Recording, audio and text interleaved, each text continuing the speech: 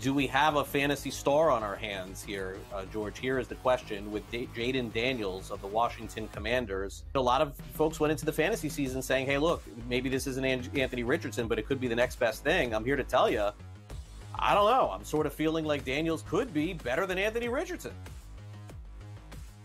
I don't know if I'm going to go there yet, all right, but I think he's in the conversation, yeah.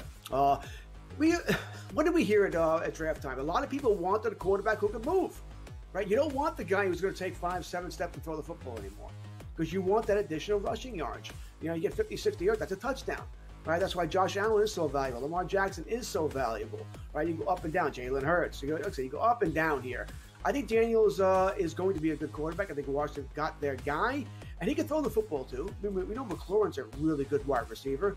It may not be much else there. We'll see what McCaffrey can be. Luke McCaffrey can be there in time. But, you know, I do have hope for him. I think at season's end, he's going to be a quarterback one. It may be a low-end quarterback one, but a quarterback one nonetheless. Yeah, I was really impressed watching him in that game. All right, now Anthony Richardson, look, he's going to have a big year. He's going to have a big fantasy year. There's no question about it. I don't know about the long-term viability here. And look, give him credit. He hung in there with the Houston Texans. My fear for him, George, is that when you go back and you watch film, if you protect the deep ball against Richardson, he could hurt you with his legs. And that may be where all of his fantasy value is coming from. I cannot see him throwing 2 70-yard bombs like he did again. That should come in time, right? Practice time. I think he will get better here. I think Richardson's going to be fine. Does need to learn how to avoid hits. All right. Once again, that hit. Remember that hit from Tua last night? He initiated it. Slide. The rules are made for you not to get hit. Take advantage of them.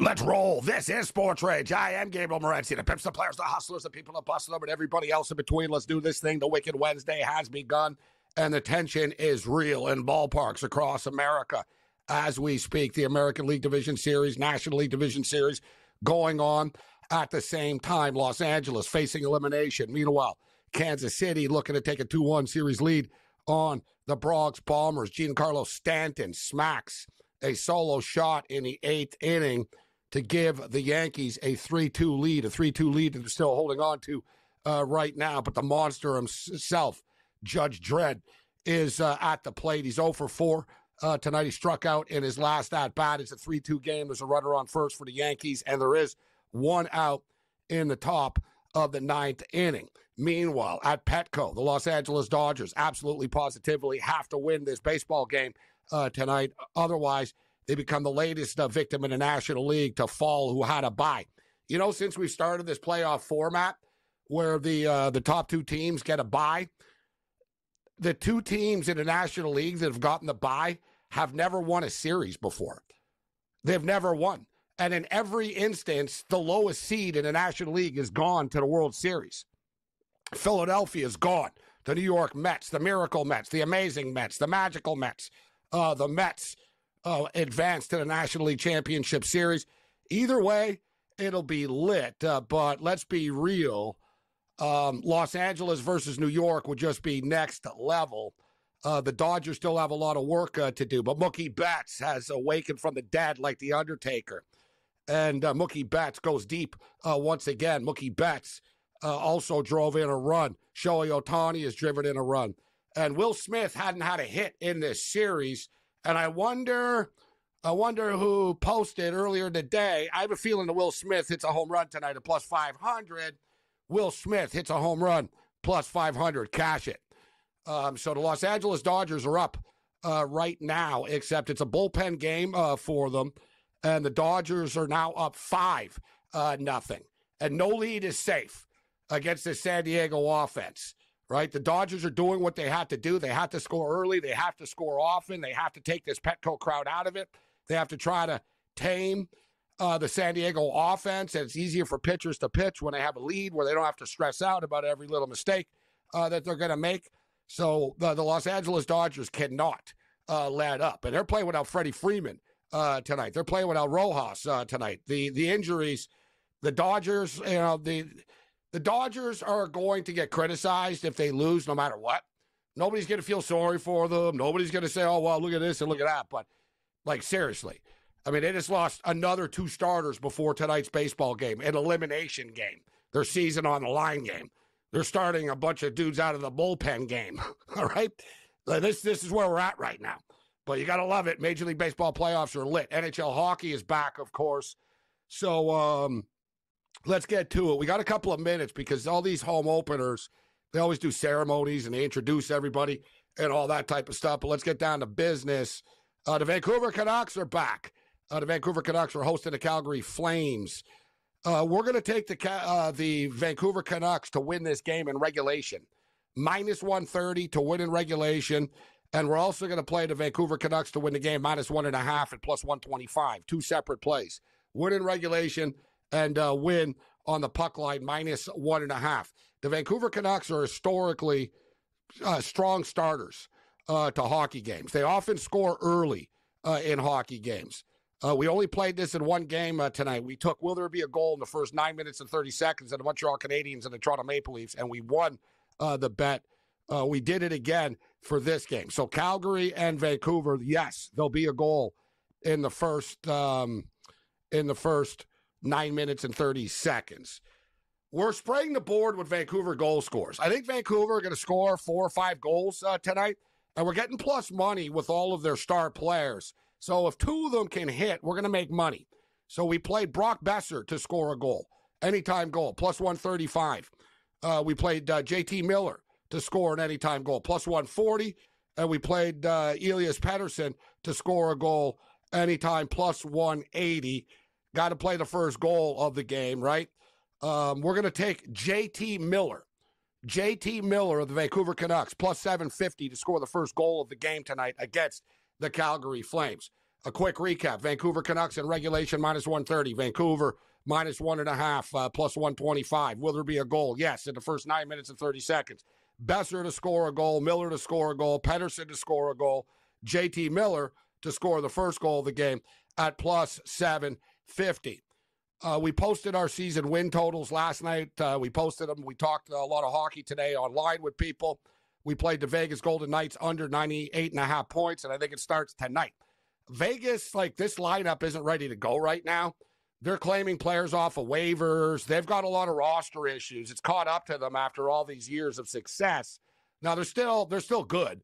They still have talent, but they're not, they've got some work to do. And I think they could stumble out of the gate early here. We have the Colorado Avalanche going into Sin City tonight. Give me the Colorado Avalanche and a pick 'em. -110. Avs to beat the Vegas Golden Knights. And we've got the Edmonton Oilers, Connor McDavid and company in action tonight, hosting the Winnipeg Jets. The Oilers are really good. And, the Oilers started off the season slow last year. They lost the Stanley Cup. So that they're sort of going to have a chip on their shoulder. But the Winnipeg Jets are a good hockey team. Hellebuck is one of the best goaltenders in the National Hockey League. And it's the first game of the year. And unless you're the Pittsburgh Penguins and you just absolutely suck and you blow, most of these games have been pretty close. And I would expect this game to be close as well. Yeah, it's all about the Oilers all the time, but the Winnipeg Jets, they're a good team. All right, the Winnipeg Jets have a lot of good hockey players on their team. I'm going to take the Winnipeg Jets +1.5 in this game. So the Jets can lose the game. So if it goes to overtime and they lose by 1 or whatever, I still win the bet. -160. Give me the Winnipeg Jets on the puck line +1.5. We'll just take the Colorado Avalanche to win the game in the pick 'em situation. And we gave you our picks for the Vancouver Canucks and the Calgary Flames. Jacksonville State. Right now, they're up 40-6 on New Mexico State.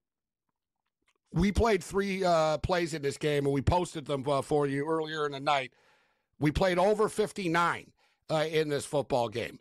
The in-game total is currently 67.5. It's 40-6 with 6.5 minutes remaining in the third quarter of play. But a prop that we've been having a lot of success with in college football as of late is touchdown scores in the first quarter / first half.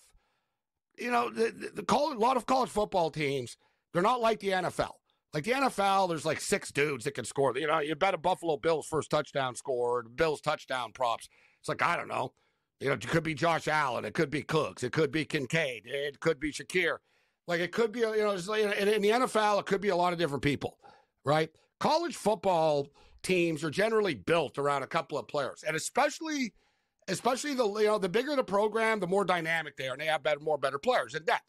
But these sort of Jacksonville States in the world, like put it this way, these midweek team games, their star players score the touchdown. Like the running back of Jacksonville State tonight's got 3 touchdowns in this game. And he was minus 375 to score a touchdown. Stewart. So you see that at minus 375. What does that tell you? Number one, the book is scared to death. He's going to score a touchdown, and they're trying to put up, beware of dog, beware of gun sign to keep you away from betting the touchdown. So it's like, all right, you really don't want me betting. You really know he's going to score a touchdown. So let me look and see what it pays to score in the first half. Score in the first half was minus 120. I got a guy to score a touchdown in the game at minus 375 and minus 120 to score a touchdown on a team that is 20-point favorites. If he's going to score, he's probably going to score on the first damn drive. He did. And we also cashed a ticket plus 230 to score a touchdown in the first quarter. So we'll look to attack this again tomorrow night with this midweek, mid-tier teams and games that are in action. The Dodgers are up 5-0 right now. The Royals are down to their final 2 outs in the bottom of the 9th inning. A wicked Wednesday is begun. Let's roll.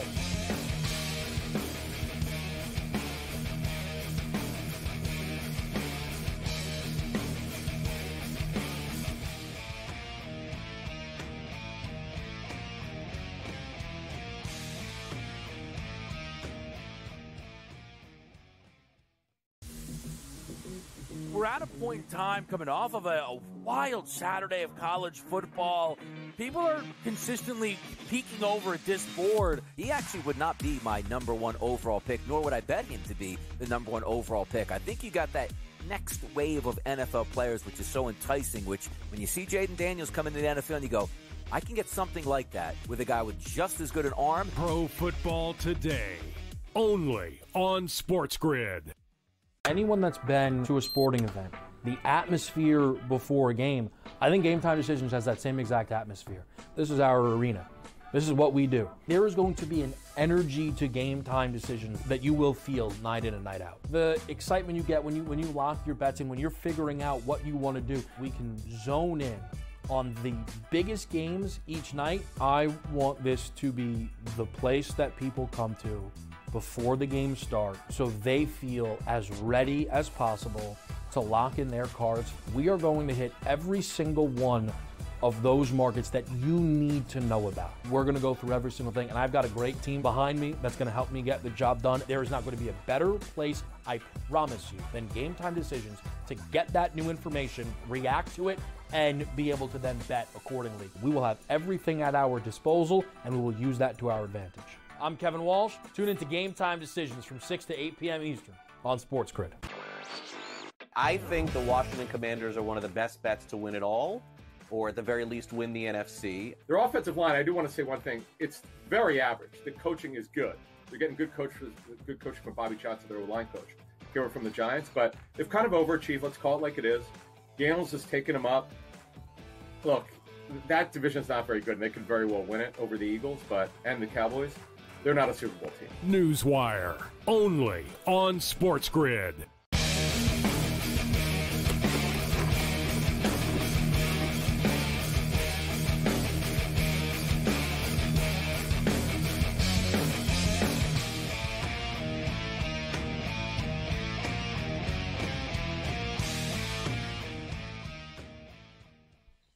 This is SportsRage. I am Gabriel Morency, the pitch, the players, the hustlers, the people, the busters, and everybody else in between. Shout out to everybody joining us on SiriusXM, channel 159. We've got a lot of drama going on right now and some great stuff. The baseball playoffs have been lit. I think arguably the best baseball playoffs in recent memory, actually. The Royals are down to their final out, and this final out is into the final countdown right now. Breaking news. Dun-dun-dun-dun, dun-dun-dun-dun. The New York Yankees have just beaten the Kansas City Royals 3-2 to take a 2-1 series lead in the American League Divisional Series. The Detroit Tigers are 1 win away as well.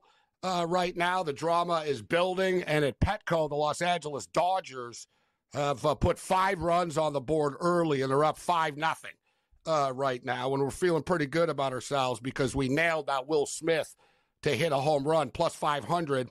He didn't have a single hit in this series. And I always talk about Will Smith. All he does is try to hit home runs. Guy's like 0 for 27. I figured, you know what? This son of a bitch is due. He's going to hit one tonight. He's going to get hold of it, and he's going to clear the wall. He did, and we hit it at plus 500. 5-0 Dodgers right now. A lot of stuff going on, and a lot of hockey actually too. So let's bring Brady Cannon in. Brady, good to see you. But let's get Cam's hockey picks. I already gave my picks for these the 3 late games that are going on in the NHL. What do you got for us, Cam? I take the Vancouver Canucks in regulation and -1.5 plus 125. I like them in that game over 6.5. I'm going to take a shot with the Winnipeg Jets plus 1.5. Sprinkle on the money line under 6.5 in that game on FanDuel. It's a little 30 juice there, but I think the goaltenders will hold up. And you know what? Colorado's starting some young guys on the first 2 lines. I'll take a shot with Vegas under 6.5. So Vegas to win the game and under 6.5 in that game. So side in total in all games. Congratulations to the Montreal Canadiens and Mountain Ball. That was a brilliant performance by their goaltender tonight, shutting out the Maple Leafs as huge dogs. Yeah, we were on the Canadiens tonight, plus 150. And in fact, I posted it at plus 150, but I actually got it in at plus 165. It went up. And I also hit Cole Caulfield to score a goal at plus 150. And we hit will there be a goal? It's funny. I bet will there be a goal in the first 9 minutes of 30 seconds of the game? There is, and it's the only goal of the game. You know, Brady, like in baseball, will there be a run in the first inning? Yeah, I'm telling you. Seriously, this is one of those. All right, cool. There were a million shots on goal. The Leafs, like the goalie for the Canadiens, made a million saves tonight. But the first, will there be a goal in the first 9 minutes of 30 seconds, Brady, is a lot like betting, will there be a run in the first inning? I'm not going to full out call it the crackhead bet because it's not like first basket or first shot of the game, but I like that early action in a game. First 10 minutes, I'm either winning or losing a bet. What's the price on this game? Racing. It's nice and quick, right, said, Brady? Yeah, absolutely. It's like, first unlike 1 to 10 golf, points it's in like college 4 basketball. days. Yeah, it's like cricket. I like Liv. I want PGA to go to 3 rounds. The way things are going on Sunday for me. But don't give them any ideas. Congratulations to Brady. No, I will give them an idea. Please do. Congratulations, Brady, on your 121 hit with you. That was a great pick. And Gabe, by the way, I'm playing first goals in hockey too, and I only had a little bit of money because I had other bets going on, but I had Caulfield for the Canadiens first goal too, and anytime, but I had Matthew Nyes for the Leafs. But I'm going to play these like we do in hockey or in NFL. We've been knocking the first touchdowns out of the park. I think in hockey, the numbers are great for first goal, and a lot of the time they pay boxcars. I took one first goal scorer tonight. I did bet Slavkovsky of the Canadiens at 10-1. He got the assist on the goal, but I did play JT Miller of the Vancouver Canucks to score the first goal at plus 750. So JT Miller to score the first goal of the game tonight. As we were saying, Brady Cannon is in Las Vegas right now. The Vegas Golden Knights opening up at home against the Colorado Avalanche. That's the one we disagree with, Cam. I will take I like the Colorado Avalanche tonight. I think the honeymoon and the party's finally over. You know, Brady, the Vegas Golden Knights is like the ultimate Vegas wedding that worked out. Nothing but success in the first 8 years of the relationship. But now the mortgage is starting to add up a little bit. Bunch of nice cars in the driveway, a lot of payments due. I think, I still think it's a strong marriage, but I don't think it's they can't flash money around marriage like they used to, Brady Vegas. I'm just giving you a heads up about the Vegas Golden Knights. I think I played their under point total 98.5 on the season. I think they're going to take a little bit of a step backwards this year. I don't disagree with you, especially on that season-long point total, because I think the Vegas Golden Knights, because of the success that they've had early in their existence, they're probably going to be a little bit inflated, at least, for quite a while until they begin. And I also agree with you that, we saw them slip a little bit last year. I think it was the year before they won the cup. I think they might have missed the playoffs for the first time. So, and then obviously they win the cup. But I over the last 3-4 years, it's been declining slowly but surely, it seems, because they started out like a house of fire. I mean, they went to the Stanley Cup final in their very first year. And I think it was, a couple, 3 seasons in a row that they went to the playoffs. Then they missed. Then they won in year 6. They won it, but I think you're on the right track there. And isn't it a little bit of revenge here for Colorado? They knocked out Colorado of the playoffs. Was it last year or the year before? They did, and it is revenge for the Avs. And the Avs are one of these teams that, similar to Vegas, it's tough to win the cup. That's what makes it so impressive that Florida got to back-to-back cups, actually. Right? Like Colorado won the cup, and they kind of, they partied, and that was that. You know what I'm saying? Washington, and, people right? said, yeah. Washington partied like no one ever partied before. They're still partying. They're still partying. Washington. I like even Brady knows, not a hockey guy. He's all like Washington. Yeah, like those guys. Like those. Like most teams that get wasted. There's like a 5-day rule. It's like you win. You win on the championship on Thursday. You get wasted. The team goes to Vegas together. The parade's Monday. It's tolerable to be wasted. Ovechkin and the Capitals, Brady, like they were drunk like right up to like 2 days before the season started. Like they literally just were like, okay, now we stop. It's a new year. like they went hard. They did. Yeah, sure. They went. Good on They went them. hard. All right, So we'll get to some golf, and Brady hit 120 to 1 pick last week. Awesome stuff. That's why he's the best in the business. And I'm curious your take, because it's Brady versus Cam, Niners versus Seahawks. That Seahawk defensive injury list is long.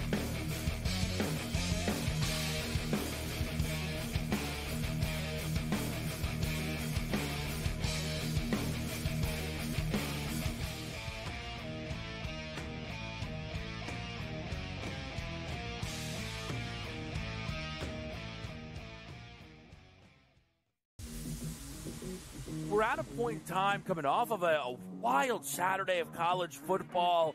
People are consistently peeking over at this board. He actually would not be my number 1 overall pick, nor would I bet him to be the number 1 overall pick. I think you got that next wave of NFL players, which is so enticing, which when you see Jaden Daniels come into the NFL and you go, I can get something like that with a guy with just as good an arm. Pro Football Today, only on SportsGrid.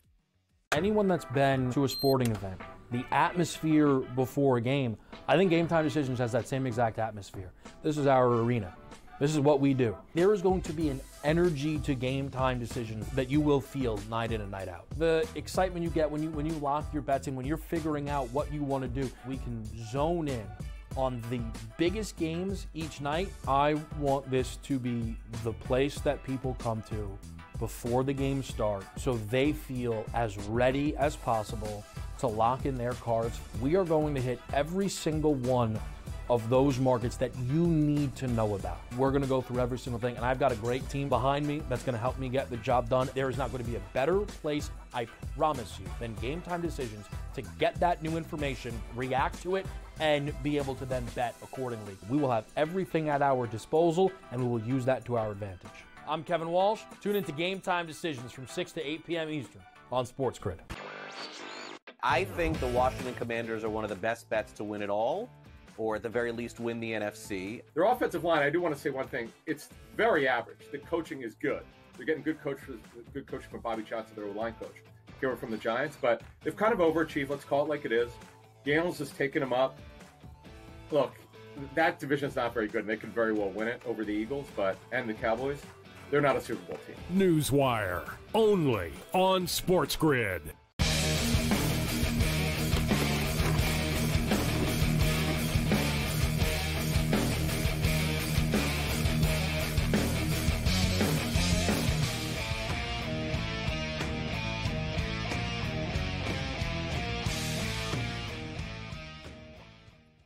All right, it's been a wild day of baseball today. The Miracle Mets have advanced. And, man, that party at Citi Field is second to none. This stupid umpire. No way. No way. No way. You got to be effing kidding me. The umpire is in play. That's a bunch of crap. And they already screwed the Dodgers last night with Machado running out of the baseline. You fat-ass ump.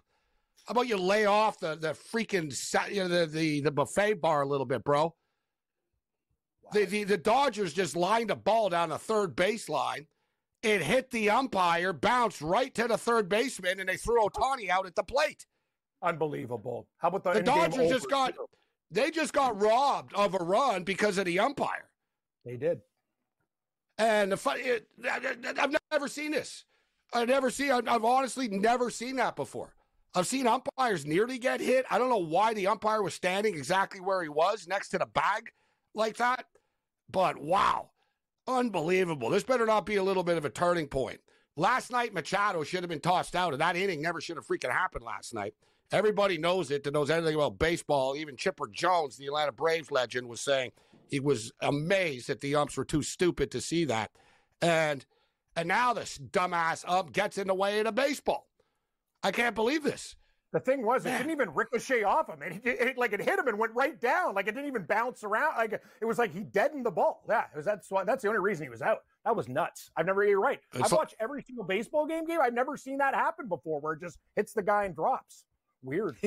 You guys, you know what that reminds me of? Classic Harry Carey story for you. I think Charlie Huff, remember the old knuckleballer? Yes, Charlie Huff told the story about Harry Carey calling a game.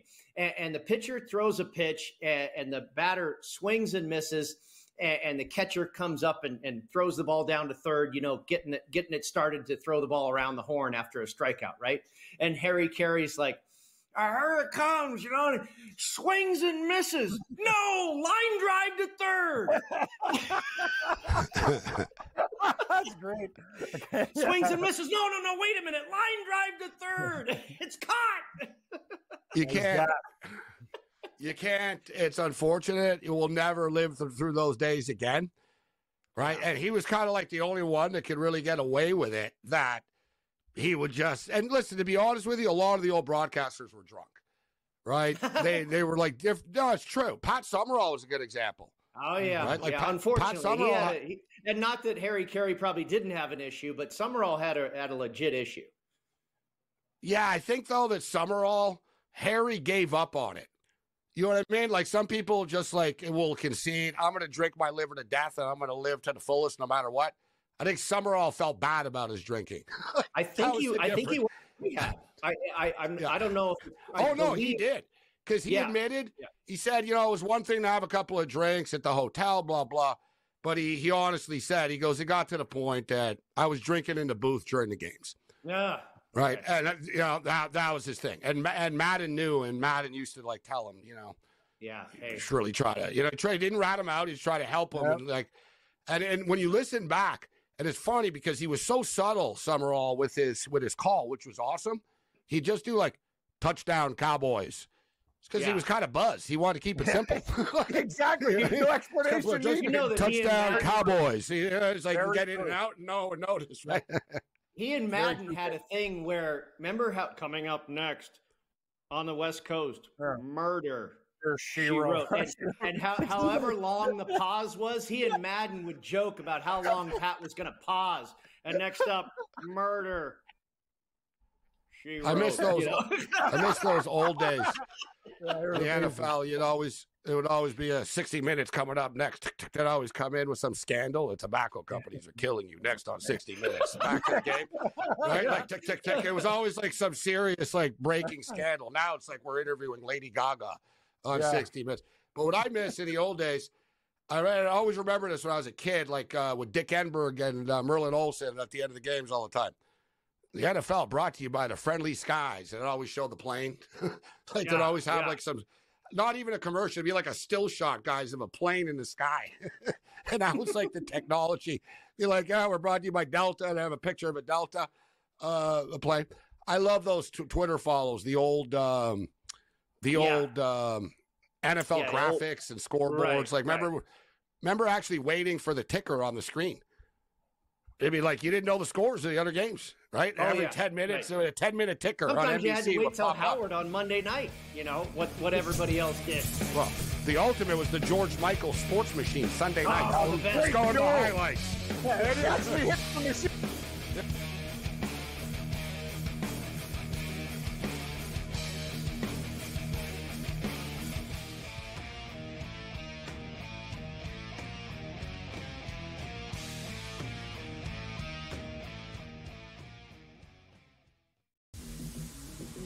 we're at a point in time coming off of a wild Saturday of college football. People are consistently peeking over at this board. He actually would not be my number one overall pick, nor would I bet him to be the number one overall pick. I think you got that next wave of NFL players, which is so enticing, which when you see Jaden Daniels come into the NFL and you go, I can get something like that with a guy with just as good an arm. Pro Football Today, only on SportsGrid. Anyone that's been to a sporting event, the atmosphere before a game, I think Game Time Decisions has that same exact atmosphere. This is our arena.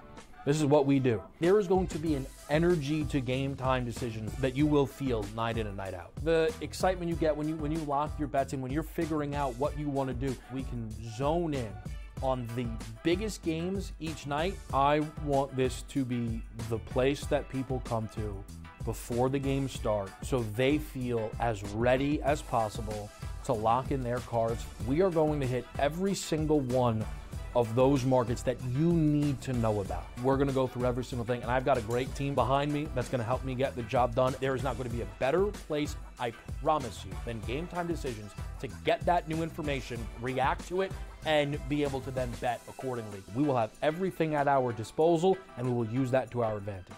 I'm Kevin Walsh. Tune into Game Time Decisions from 6 to 8 p.m. Eastern on SportsGrid. I think the Washington Commanders are one of the best bets to win it all, or at the very least win the NFC. Their offensive line, I do want to say one thing. It's very average. The coaching is good. They're getting good coaching from Bobby Johnson, their line coach, here from the Giants. But they've kind of overachieved. Let's call it like it is. Daniels has taken them up. Look, that division's not very good, and they could very well win it over the Eagles and the Cowboys. They're not a Super Bowl team. Newswire, only on SportsGrid.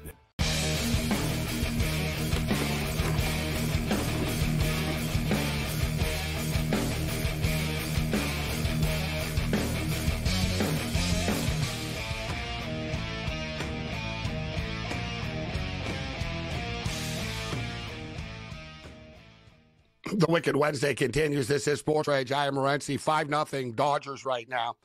New updated series price, and there's an active live market for the series. San Diego minus 115, Los Angeles minus 115. And how about this? Just quickly, we'll get to the golf picks. We got World Series odds. The Yankees are now favorites to win the World Series. The Yankees are plus 200 to win the World Series. The Mets are plus 325.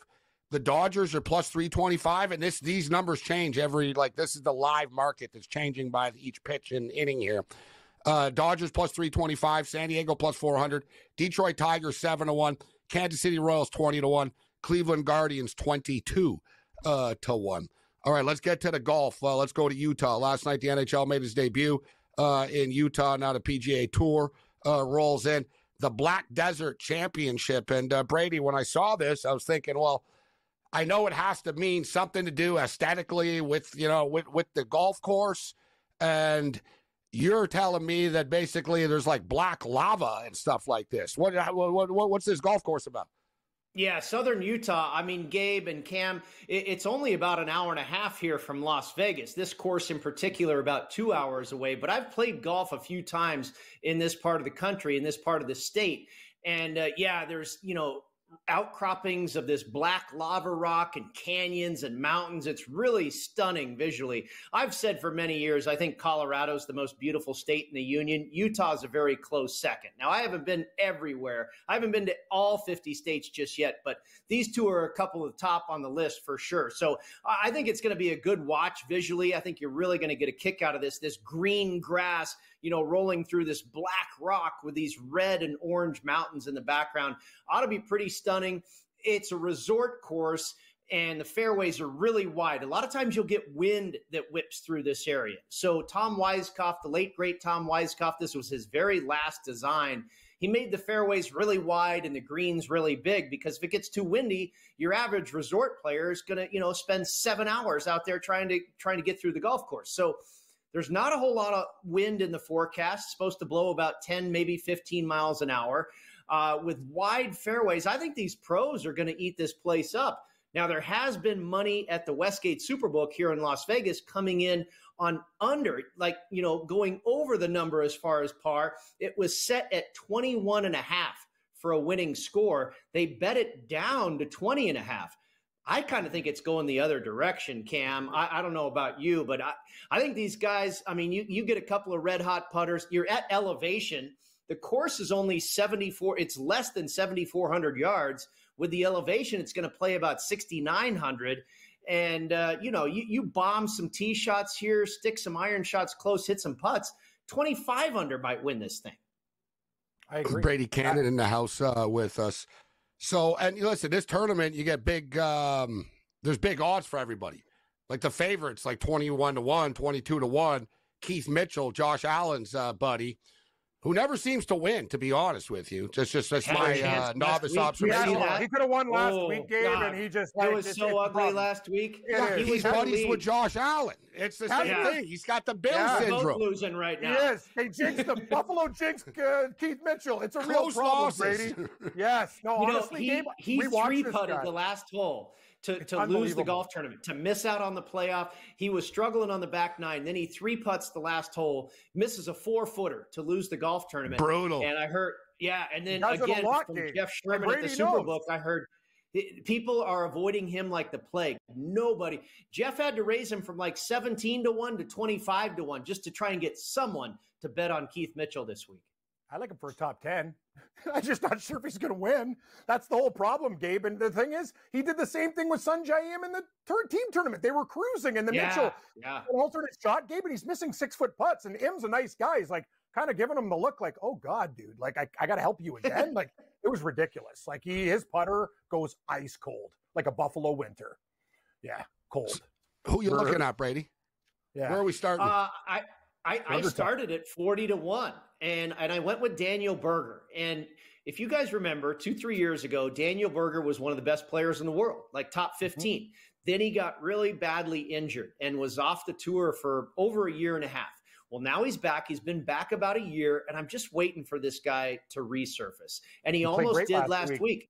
He did. Yeah. He had a real nice week last week, and I'm like, okay, maybe it's time. He's also had great success at another Weiskopf course, TPC Scottsdale. He's finished like 10th, 9th, 11th, 7th, done really well there at the Phoenix Open. So I thought, okay, well, maybe he's got an affinity for a Weiskopf thing. He comes in off of a good week last week. You know, I mean, you didn't get Daniel Berger at 40-1 back in the day when he was healthy. So he's eventually going to pop. I'm hoping it's this week. And then I went with Andrew Novak. I think Cam might have a play on him in some sort of fashion as well. Very good putter, great ball striker, has done well at Scottsdale, and also another Weiskopf design, TPC Craig Ranch, where they play the Byron Nelson. And then I also used Vedanta Vallarta, where they play the Mexico Open, because like this Black Desert course, really wide fairways and big greens, and Andrew Novak has done really well there, also a great putter. And then I went a little deeper, 55-1 on Justin Lower. Top 5 in this field for birdies, top 5 in this field for putting. He has a 3rd place finish last year at the Mexico Open at Vedanta. And then finally, a little bit of a local angle here, also at 55-1, Harry Hall. Now, the Englishman lives in Las Vegas and played golf collegiately at UNLV. So again, you're only an hour and a half, 2 hours down the road. I got to believe he's familiar with this type of golf, probably played in nearby Utah before, has a little bit of familiarity with this golf course, this type of golf, the surroundings, that type of thing. Another fantastic putter and another guy who loads up on birdies. And just 3 months ago, got his first PGA Tour win. So there's the 4-pack for you: Berger, Novak, Lower, and Harry Hall. We'll get Cam's picks a little bit later on. I'll ask you just quickly, and we'll get to the football. You talked about Jeff Sherman. I saw he posted odds today for the Koepka Bryson. Oh yeah, Rory and Scheffler matchup, and the PGA guys are -150 favorites. Cam, what do you think about that? I don't know. I kind of like with Koepka and DeChambeau and their anger. I kind of like the dog in this matchup there. You know what I mean? I think they'll be ready to go and like say we're going to do this for like the guys in live and stuff like that. Kind of the underdog, but it's interesting, Gabe. They could have posted like a 180 and got action. It's an interesting line. I kind of lean to the dog. You know, Brady, what did you think of the number? Like I thought it was high. I thought it was closer to a pick 'em, like -125. Like a 2-person tournament. I can understand the price, and I rarely try and bet against Jeff. He's maybe the best golf odds maker in the world. I'll bet futures at his store, but I don't like to bet his matchups because he's typically got a really good price that's hard to beat. But this feels to me like Scotty versus Bryson. Rory, who knows what's going to be going through his head? He's got Bryson DeChambeau standing right over there, the guy that beat him in the U.S. Open that he should have won. Koepka has been kind of hot and cold. I don't know if he's going to really care about this. Scotty's going to want to kill everybody. And Bryson's Bryson. He's one of the best players in the world. Right Scotty so Scheffler's going to, you're right. Yeah. Scotty doesn't, it doesn't matter where he tees it up. He's ready to kill you. That's a good point. So just you said about Brooks Koepka. It's like Michael Jordan, Tiger Woods, those guys. It's Scotty's the same way. Like Brooks Koepka, as you stated, Brooks Koepka famously when Brooks Koepka was on the PGA Tour, he famously said, "I don't even like golf. I don't care." And we all knew he didn't care about any tournament besides majors, right? That was his thing. Right. Like he'd openly admitted, he goes, "I'm just here to win majors. I don't care. I don't watch golf. So what's the price I don't on practice." Scotty versus Bryson? Is that minus 150? Probably about right, huh? Maybe it's light. The problem is, so I see where you're going with that. The other two guys. Rory will put Scheffler in trouble because he sprays it everywhere. That's the whole thing. Like Scheffler's going to have to be on his putting, or I like the other guys because Brooks Koepka can still putt, and so DeChambeau's an underrated putter, in my opinion. Yes, for sure. Most of these matchup things are very stupid and whatever. I don't have a lot of interest in it, but this one I do. One was just. This has a competitive nature to it. Some shorts that he wore that day. Because they don't like each other. Like for real. Right. Like it's actually not fake,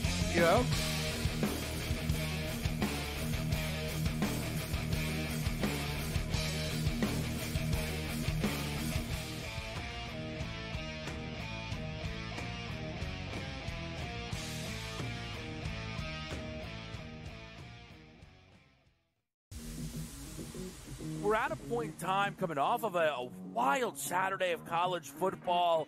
People are consistently peeking over at this board. He actually would not be my number one overall pick, nor would I bet him to be the number one overall pick. I think you got that next wave of NFL players, which is so enticing, which when you see Jaden Daniels come into the NFL and you go, I can get something like that with a guy with just as good an arm. Pro Football Today, only on SportsGrid. Anyone that's been to a sporting event, the atmosphere before a game, I think Game Time Decisions has that same exact atmosphere. This is our arena. This is what we do. There is going to be an energy to Game Time Decisions that you will feel night in and night out. The excitement you get when you lock your bets in, when you're figuring out what you want to do, we can zone in on the biggest games each night. I want this to be the place that people come to before the game starts so they feel as ready as possible to lock in their cards. We are going to hit every single one of those markets that you need to know about. We're going to go through every single thing, and I've got a great team behind me that's going to help me get the job done. There is not going to be a better place, I promise you, than Game Time Decisions to get that new information, react to it, and be able to then bet accordingly. We will have everything at our disposal, and we will use that to our advantage. I'm Kevin Walsh. Tune into Game Time Decisions from 6 to 8 p.m. Eastern on SportsGrid.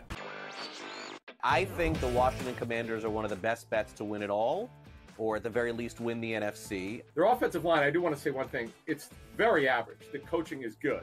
They're getting good coaching from Bobby Johnson, their line coach, here from the Giants. But they've kind of overachieved. Let's call it like it is. Daniels has taken them up. Look, that division's not very good, and they could very well win it over the Eagles and the Cowboys. They're not a Super Bowl team. Newswire, only on SportsGrid.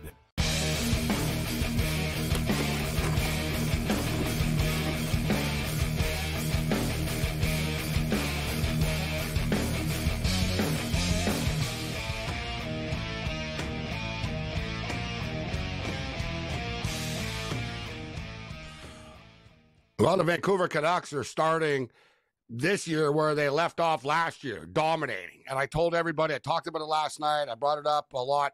The Canucks are strong starters in games. Some teams are slow starters. The Canucks are strong starters. The Canucks are up 3-0 right now, and there's still 7 minutes left in the first period of play. It's been a goal fest, and I bet will there be a goal in the first 9 minutes and 30 seconds. The first goal of the game was at 9:38. I lose by 8 seconds. It's a cold world, but yeah, we'll take it. It's all good. But I just cashed Brock Besser to score a goal at plus 150. I took the 3 stars of the Canucks to score. Besser to score, JT Miller to score, and Pedersen to score, believing that the Canucks were going to score a bunch of goals. I only got one of them, but it's not bad plus money. I should have. Connor Garland scored. Man, Connor Garland scores. Like Garland. Daniel Sprong, for the record, scored the first goal of the game. Nobody saw that coming. Sprong. Oh, no, but Sprong's playing good. He's on the top. He's in the top 6 now, Gabe. So Sprong's actually a pretty good player. I like. He's a real gritty guy. I remember Sprong when he played for the Ducks. Underrated player. Vancouver has all the nice little underrated guys that no one knows about. Yeah, they do. No, they have a nice roster. They've gotten a little grittier too. Okay, we're going to bring Paul Bovey in a second, but we got to get Brady out just because, as I stated, his 49ers take on Cam Seahawks tomorrow. Both teams coming off of consecutive losses, a division game. It's a massive football game for both teams. But the amount of injuries that Seattle have are just absolutely crazy, as I see right now. So Nwasu obviously is out. Nwasu is going to the injured reserve list. Byron Murphy can't play in this game. Rick Woolen is out for the game as well. Outside linebacker Boyle Maffey is out. Outside linebacker Derek Hall is now questionable. Safety Julian Love is questionable. We're talking about a defense, guys, that could be without like 6 starters, Brady. But your Niners are a tough football team to trust, especially laying 3.5 on the road. Kind of feels, I said this last night, it feels like this game's over. Like Seattle's offense is moving the football. Their defense is struggling. Now their defense is shredded. What about the total? What's your take from a Niner perspective coming into this game? Well, you certainly missed the best number. I mean, the last time I looked, it had gone from 47 to 49. And by kickoff, I would say this thing probably reaches 50. And maybe that's the time when you go back and play the under. We know these primetime games, these standalone games tend to stay under the total. They get inflated because the public's running to the window. You know, they want to see points. They want to see some excitement on a standalone game like this. The wise guys have already made their point.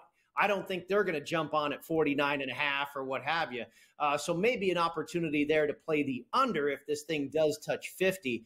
As far as the side, you know, the Niners, when they lost earlier, a brutal loss to another division opponent in the Los Angeles Rams, they came back the next week and they beat up on the New England Patriots. Now they lose to another division opponent in the Arizona Cardinals, and I think they come back and beat up a little bit on the Seattle Seahawks. You hate to lay 3.5.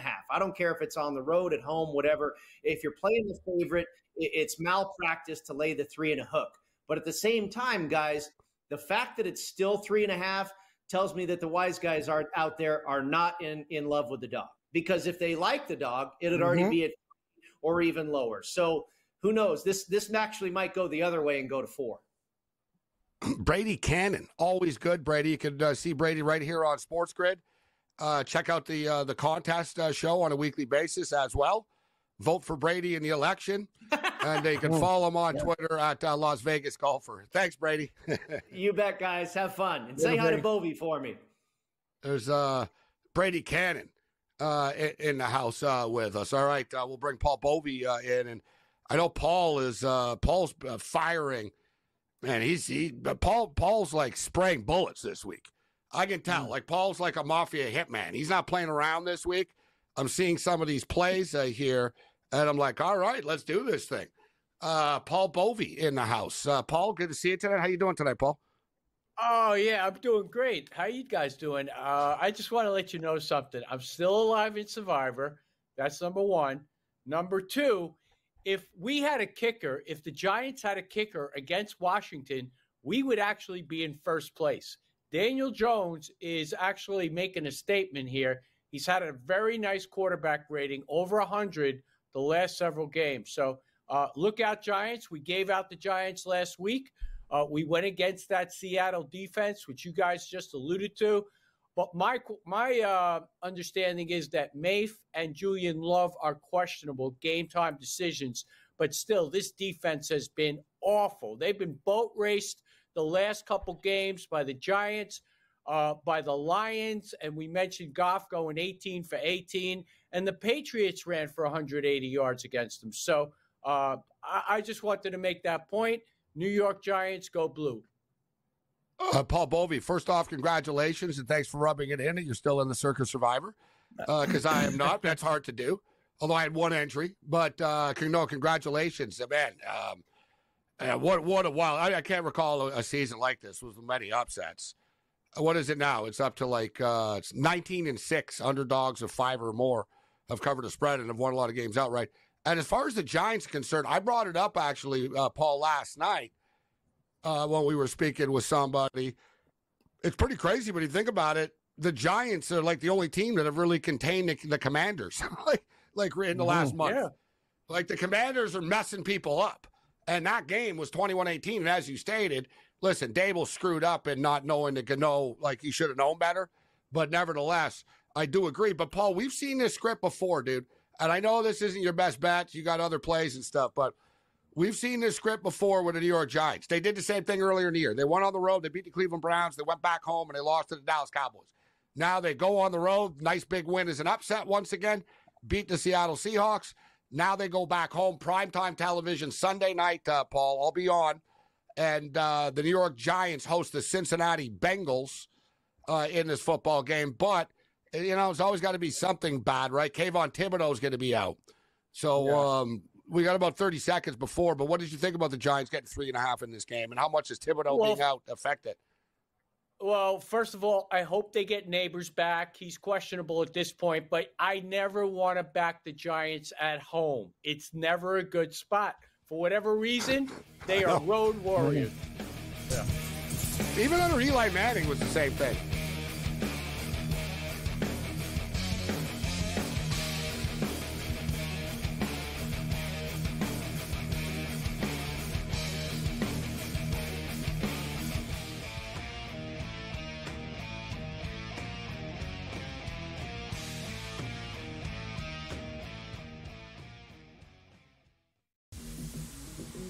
We're at a point in time coming off of a wild Saturday of college football.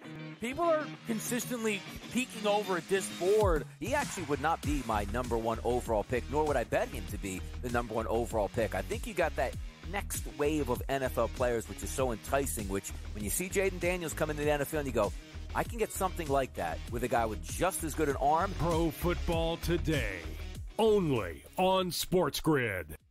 Anyone that's been to a sporting event, the atmosphere before a game, I think Game Time Decisions has that same exact atmosphere. This is our arena. This is what we do. There is going to be an energy to Game Time Decisions that you will feel night in and night out. The excitement you get when you lock your bets in, when you're figuring out what you want to do, we can zone in on the biggest games each night. I want this to be the place that people come to before the game starts so they feel as ready as possible to lock in their cards. We are going to hit every single one of those markets that you need to know about. We're going to go through every single thing, and I've got a great team behind me that's going to help me get the job done. There is not going to be a better place, I promise you, than Game Time Decisions to get that new information, react to it, and be able to then bet accordingly. We will have everything at our disposal, and we will use that to our advantage. I'm Kevin Walsh. Tune into Game Time Decisions from 6 to 8 p.m. Eastern on SportsGrid.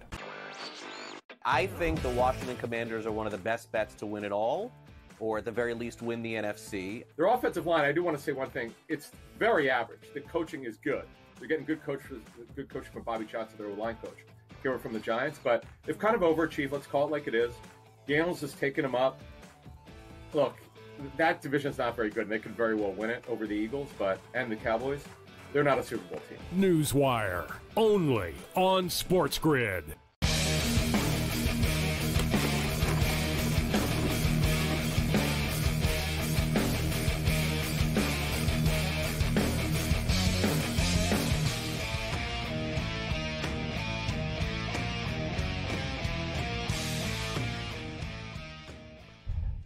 This is SportsRage. I am Morency. All right, how about this? We took the over tonight. Nice 3-0 sweep for us in college football tonight. We went over 59 in the Jacksonville State, New Mexico State game. I don't want to throw him under the bus, but Tony Sanchez, I'll just put it this way. Fade Tony Sanchez teams, right? He was a good high school coach at Bishop Gorman in Las Vegas, and Vegas sucked. UNLV sucked, so they figured, all right, you know what? And no one wanted to coach them in those days. So they figured, all right, let's hire the Bishop Gorman guy. It's like the Bishop Gorman's the number one high school football team in America. It's in Las Vegas. And let's hire him, and he'll be able to get the Bishop Gorman players to come to UNLV after. But they didn't, right? They're like, no, we like you, coach, but we're going to play for Arizona or USC or whatnot. They all went to the Pac-12 for the most part. UNLV were bad. Now Sanchez takes over New Mexico State, and fast forward to them getting smoked here. 54-13 right now, but the total was 59 in this game. So obviously it goes over the number, and we hit 2 touchdown props. And I talked about this earlier, guys. College football, especially with these like mid-tier teams, they're not that deep. So like the running back will score multiple touchdowns. Like they kind of, all right, we're going to throw to this star wide receiver. We got a star running back, right? And it's very predictable. Like the running back for Jacksonville State tonight, he was minus 375 to score a touchdown. He's got like 4 touchdowns or something. But it was minus 120 only to score in the first half. And it was plus 230 to score in the first quarter. So I hit it all. I was like, all right, I'll take him to score in the first quarter. I'll take him to hit in the first half. Take the over the game. And here we are now. And we also took the quarterback to score in the first half, and he did. So 54-13 college football. We got 3 games on tap tomorrow. 5-0 Dodgers right now still. And update of the National Hockey League. The Vancouver Canucks. Unbelievable stuff. They're beating the Calgary Flames 4-1 with a minute left in the first period of play. The Winnipeg Jets are up on the Edmonton Oilers 2-0 right now after 1 period of play. And the Colorado Avalanche and Vegas Golden Knights are tied late in the first period. So, in other words, over 1.5 is hit in all 3 late games. Paul Bovey in the house with us. We were talking about his Giants, but let's get into some of the picks that he's pulling the trigger on this week. And, Paul, I talked about the Washington Commanders and that Giant game, but the Commanders are taking on the Baltimore Ravens. Is it too obvious that this game is going to be a track meet and this game is going to go over the number? Well, I played it at 51. I just could not see myself not pulling the trigger. And one thing people should realize about these 2 teams, they are a couple miles apart. So maybe some people would lean on the theory that the Ravens may have a letdown off that huge win over the Bengals, courtesy of a botched snap. But, you know, this is for kind of bragging rights in the local area. So the big sister has always been the Ravens, the little sister, Washington, at least lately. And all of a sudden, the little sister's getting a lot of attention. And that may not sit well with these Ravens. And I got a feeling they're not going to let up. And I don't see Washington stopping the Ravens. Certainly, this defense is not very good. They couldn't stop Joe Burrow. They couldn't stop the New York Giants, who didn't punt the entire game. And we alluded to the game before, how the Giants should have won if not for the lack of a backup kicker. So I do see this game going over the number. The Ravens are suspect in the secondary. Joe Burrow had a lot of success going up and down the field. There were some botch coverages on the part of the Ravens secondary, and they have not been sound defensively. We saw what happened with Dallas coming back on them and almost getting him to overtime. We saw the Raider game. Gardner Minshew passes for 200 yards in the second half. So it's not a game that I could really lay the points here, but I do see this one going over 51. Paul Bovey in the house with us. The Commanders just keep on covering point spreads. It almost seems too good to be true that we're getting 6.5 with them, actually. And I'm going to walk right into the trap. I think it's a track meet game, and kind of whoever has the ball last wins. Are the SportsGrid computer projections that's very sharp, has Baltimore by 4. But Paul raised a good point. Washington are winning games, but they can't stop the run and they can't stop the pass. So, you know what I mean? It's kind of there's a weird combo there. Like even the game that beat Cincinnati, remember Cincinnati were running for 10-yard chunks at a time on them. So, Baltimore are going to be able to score on them. I like that over. We'll talk some Titans and Colts. Why? Because Bovey bet it.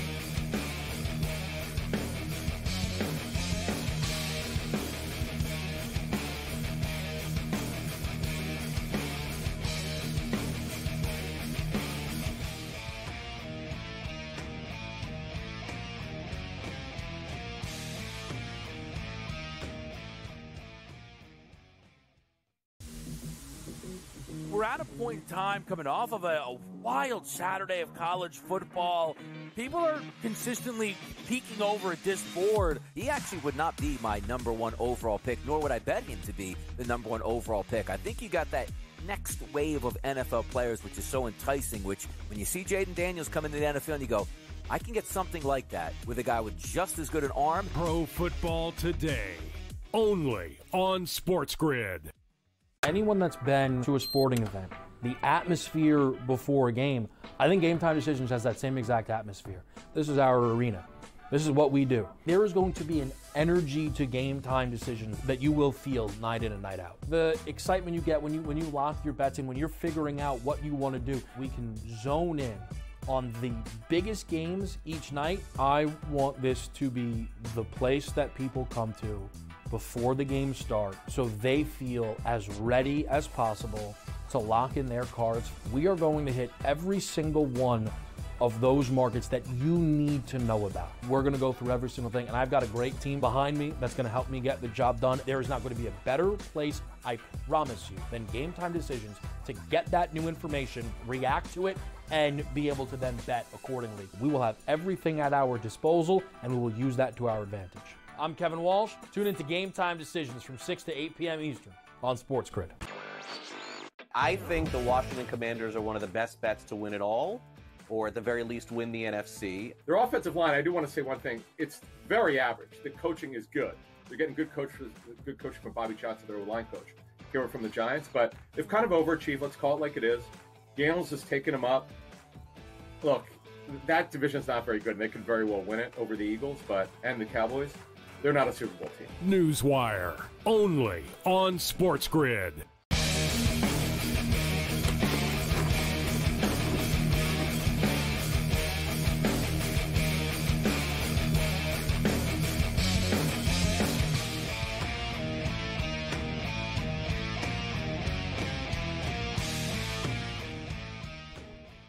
Level 2, this is SportsRage. I am Morency, Paul Bovey, Kev Stewart in the house. We're going over Paul Bovey, some of Paul Bovey's best bets this week in the National Football League. And Paul, I see you've got a lot of interest in this Indianapolis and Tennessee football game. You've attacked it on numerous, a couple of times on a bunch of different sides, points in this game, sides in this game.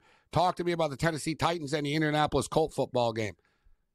Well, I've been on overs the last 2 weeks with the Indianapolis Colts, and there's good reason for it. This team is at the bottom of the league rush defense. They are next to last. Their pass defense, let's talk about last week. And Trevor Lawrence, I think he was, 27 of 34 for 380. That's Trevor Lawrence. 2 long passes that the Jaguars haven't had success with. Kirk gets behind the secondary. It was ridiculous. And then you look at Thomas, also gets behind the secondary, and it was just pitch and catch for 85 yards and 71 yards. This defense is not good. Justin Fields, by the way, the prior week, 22 of 34 for 318. And for Justin Fields, that speaks volumes. They're not stopping the run. They got gashed the first 2 games of the year by Mixon and Josh Jacobs. So the defense just isn't there. And they got hurt early in the year. Brents went out, who's their best corner. Kenny Moore has not played the last couple weeks. They lost to Forrest Buckner. Kwity Paye also went out of the lineup. So I think the Tennessee Titans are primed to win this game. Am I going to go over again? No, because I really feel as though Tennessee can force Joe Flacco into mistakes, and I think you're going to see a clear and convincing win for the Titans. I'm going to call this 27-10, 27-13. I would like this 5 times more if Mason Rudolph was the starting quarterback. I was going to ask you. That's your guy. Yeah. And well, right. It's so true. Listen, he clearly gives them a better chance of winning. Like, no one can dispute this. So it's interesting that the Titans are going back to Will Levis, and I guess to them the jury is still out. Because if the jury wasn't out, they would say, all right, you know what? We got to win games. We can win games right now. We'll go with Mason instead. But it's amazing. And one thing, Paul, I thought of you last week, and I saw Mason Rudolph sitting on the bench before he got into the game. And I was thinking, what did this guy do to people? Because as you stated, he's pretty good, but nobody ever wants to see him play. And he plays well. He leads them to a win. And they're like, no, you're not going to play next week. We're going to go back to Will Levis. But like I said, they want to figure out whether Will Levis is their guy or not, even though they should be already be able to tell he's not. So let me ask you a question. If you pose this question to Mike Tomlin, are you sorry you let Mason Rudolph go? What do you think his answer would be now? I think his answer would be yes. He came in last year and he did work. He did but nothing they didn't like wrong. him. They let him go. They didn't like him for whatever reason. I don't understand it. You let the guy ride the pine for 3 years. You put him in.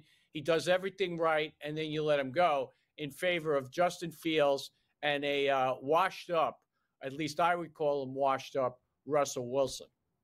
Well, he hasn't even played Russell Wilson. Yeah, exactly. Yeah. We don't know you. Well, he was washed up last year. I know.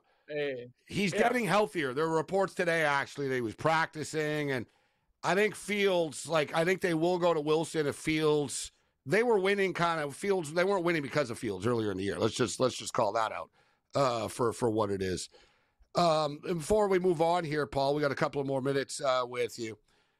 Anything else in the NFL catch your eye this week as far as overs are concerned?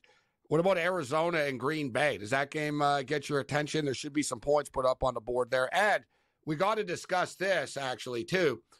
We saw in week one, and everybody talked about the rookie quarterback starting in their first game, and specifically, the top pick. But in rookie's first game, it's a little bit different, I guess. I'd like to see the numbers that they start, mid-season. But we have some new quarterbacks this week, guys, right? Spencer Rattler gets the call ahead of Jake Haener. Spencer Rattler will be the starting quarterback for the New Orleans Saints this week against the Tampa Bay Buccaneers. The Bucs are laying 3.5 points, so there hasn't been an overreaction to Rattler getting the call here. Drake May will start for the New England Patriots. They're 7-point home underdogs against the Houston Texans. And Aiden O'Connell, not a rookie, but I said from day one, Aiden O'Connell should have been the freaking starter over Gardner Minshew. But Aiden O'Connell gets the call +3 against the Steelers. What do you think about the quarterback changes, Paul? Are you looking to pick on these young quarterbacks? Well, I'm not a supporter or backer of Aiden O'Connell. I still remember that game last year. I think it was on Christmas or whatever. Minnesota, what, 3-0? It was 3-0. Yeah. He what? It was 3-0. He went 4-2 as a starter, just for the record. I don't care. Yeah, okay. He went 4-2 as a starter. I think you got to look a little. You got to peel back the onion a little bit, okay? Because he had 30, 40, 50 yards passing in that game that they somehow managed to win. And I needed that game. I remember I had the Chiefs win total under. So Bigger Paul Bovey going back to last year. That's not true. It cost me through a bunch. Listen, I was sitting there. I'm like, can't this guy move the ball? So I'm not an Aiden O'Connell fan. I would say on Arizona, this team has been offensively erratic. You go down the schedule. Yeah, they won last week against the 49ers. They were outgained. I think they had about 350 yards of offense. They've been dynamic at times. They beat the Rams 41-10. Murray goes 17-21 for 260 or something. But along the way, they have stumbled. So I'm not willing to do that, though I do think Green Bay is going to start to round to form. They need to get those receivers back. They didn't have a particularly great offensive game last week, and I had them in Survivor, so I had to sweat that one out, and they somehow got the cover. But, the Rams could have actually covered the game with that 2-point conversion, but a lot of sharps were on the Rams, but it didn't work out for them. But anyway, yeah, there's a couple games I'm looking at, nothing that I'm totally dialed into at this point. I liked the card a lot better last week, but I really do like the Tennessee Titans. What about the Jets coaching change? Bills Jets Monday Night Football. Both teams also coming off of consecutive losses. All right, so look, we all watched that Bills game. There was certainly the coach comes into question for his decision making at the end of the game. But I will tell you, Josh Allen, 9 for 30 for 151 yards. It was disappointing, but sometimes there were occasions where his receivers weren't getting any separation at all, and they really do need Shakir back. I mean, this guy, 45 targets last year, 39 completions, and he was running at about the same percentage this year. That's his bread and butter guy. And Kincaid, I think Kincaid's going to have a big game this week. He'll get downfield. He'll catch a few. Josh has publicly stated he's got to start getting the ball to Kincaid down the field. And I think it's going to be a close game. But I think this will give the Jets kind of an infusion. Sometimes you need that change, whether it be a quarterback. You had Andy Dalton come in. Carolina got a lot more competitive. And then sometimes coaching changes also create the same effect. So I'm going to look for the Jets to be competitive and probably win the game and get back in the race. Paul, we only got about a minute left here. Last year, you were interested in the MAC football conference. Have you dialed in this year on the MAC or any other smaller tier conferences? We only got 30 seconds. I have 3 college plays. One of them was Eastern Michigan, Miami of Ohio, over. Opened 46, went to 44, grabbed the 44, and it's trickled back up to 46, and I like my position. Eastern Michigan can move the ball, and their defense is suspect. Paul Bovey. May the winners be yours, Paul. Cash those pillows under the ticket.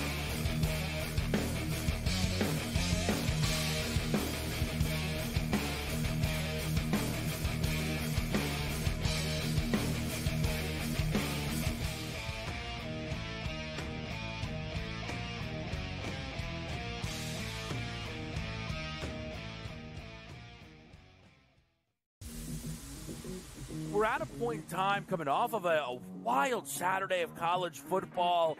People are consistently peeking over at this board. He actually would not be my number 1 overall pick, nor would I bet him to be the number 1 overall pick. I think you got that next wave of NFL players, which is so enticing, which when you see Jaden Daniels come into the NFL and you go, I can get something like that with a guy with just as good an arm. Pro Football Today, only on SportsGrid.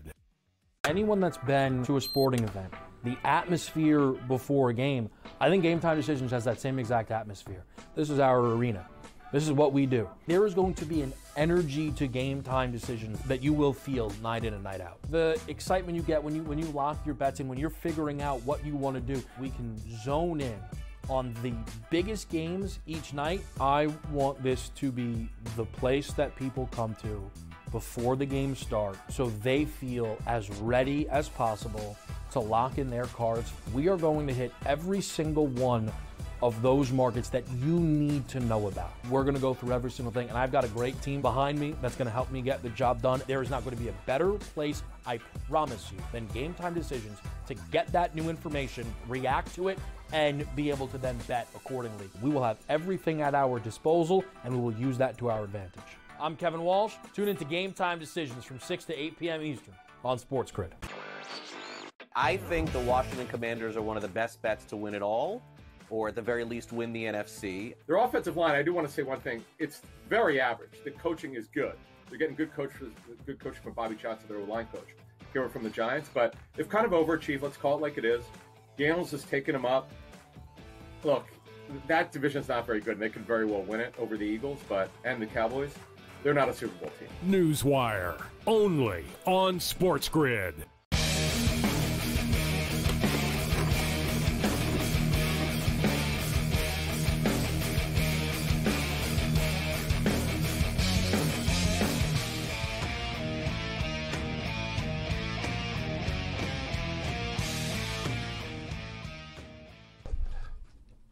This is SportsRage.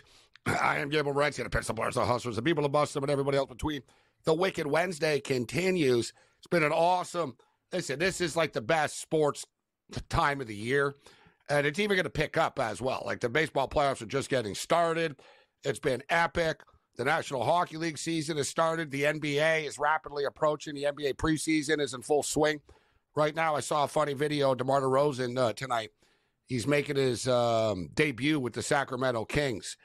And they were filming him coming into the arena, and he didn't know where to go. He showed up, and he's like, which way do I go? Like, he didn't know in the arena.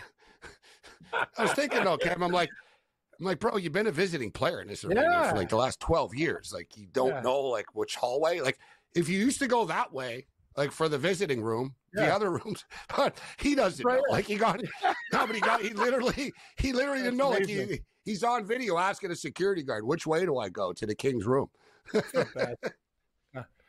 You're right, though, Gabe. Like, you'd think playing, like, even when you play for the Bulls or the Raptors, you've been to that locker room a lot. Like, unless, I don't know. Like, I guess he never visited the Sacramento visiting room once in his career.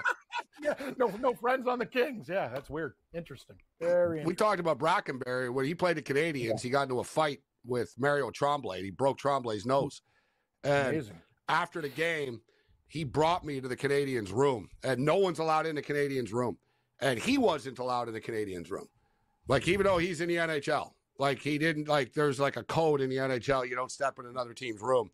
So he went over and he brought me and he goes, oh, come over and watch this. And so I went, he brought me over and he got the guys at the front of the Canadiens locker room and stuff. And he told them, like, he wanted to speak to Mario Tremblay. Tremblay came out and stuff. His nose was all messed up. He had a towel, it was all blood and stuff.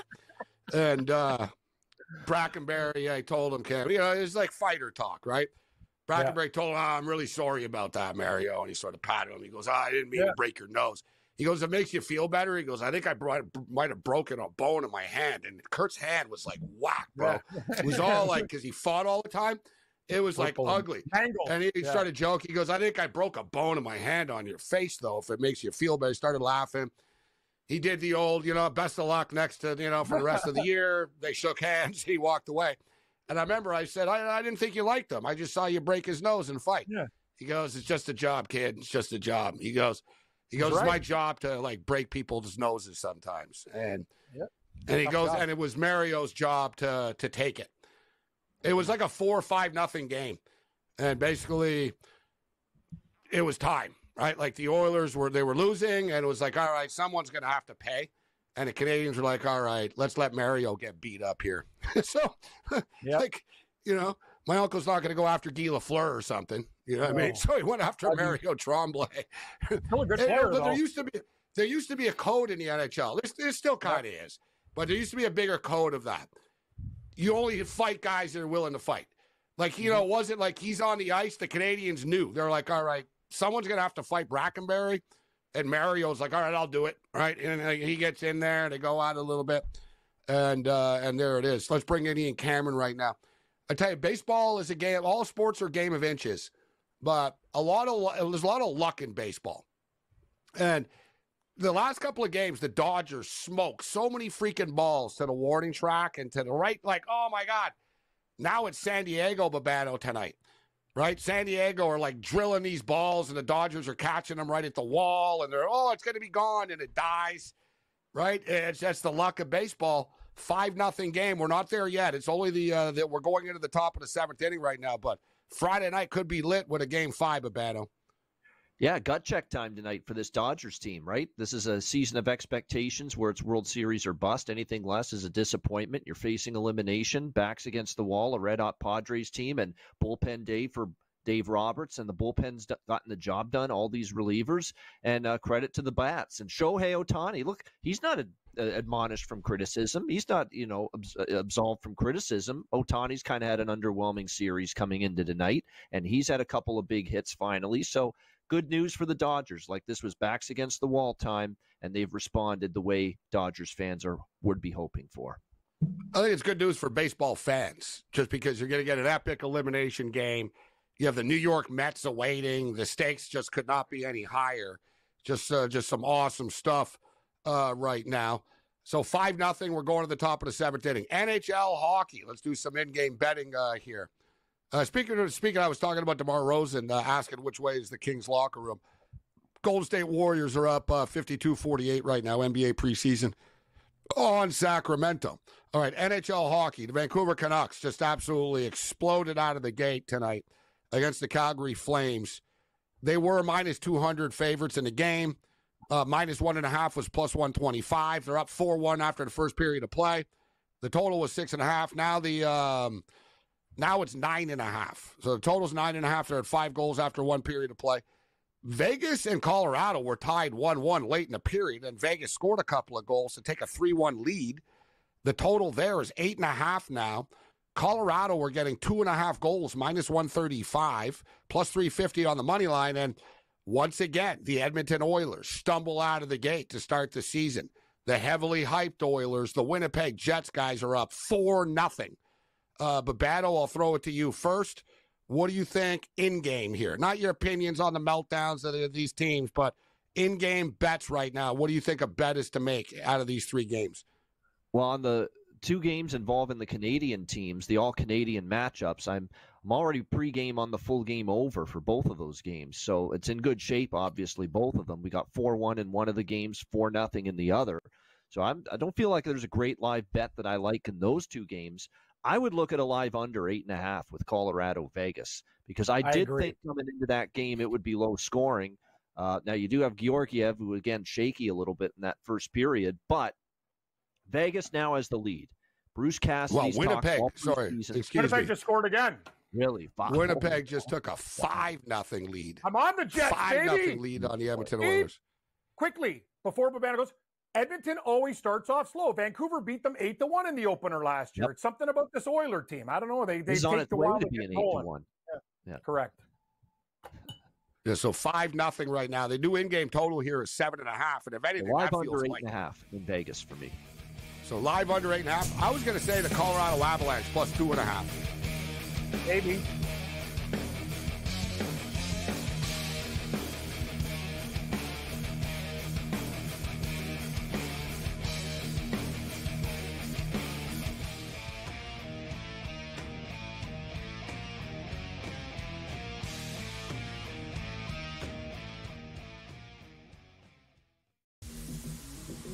We're at a point in time coming off of a wild Saturday of college football.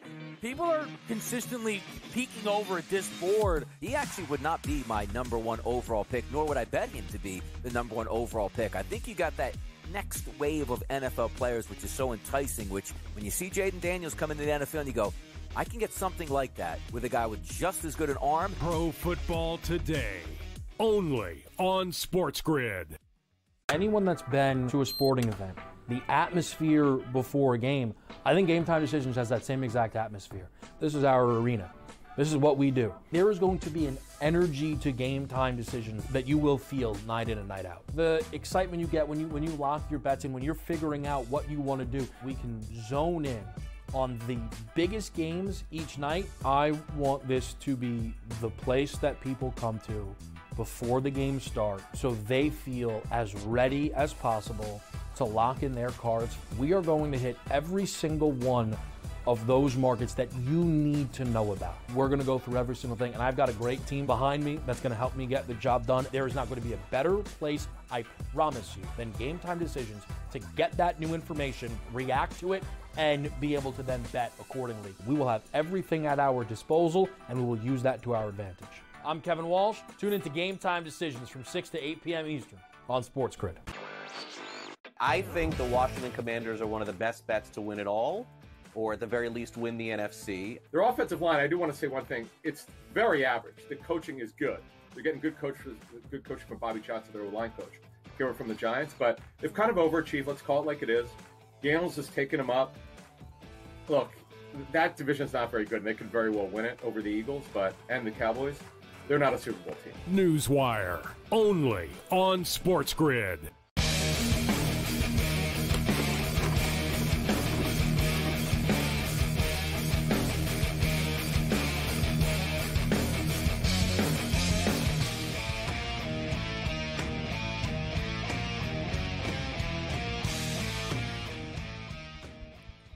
Five nothing for the Los Angeles Dodgers right now. This is Sports Rage. I am Gabriel Morency, the Pittsburgh Players, the Hustlers, the people, the bus, and everyone else in between.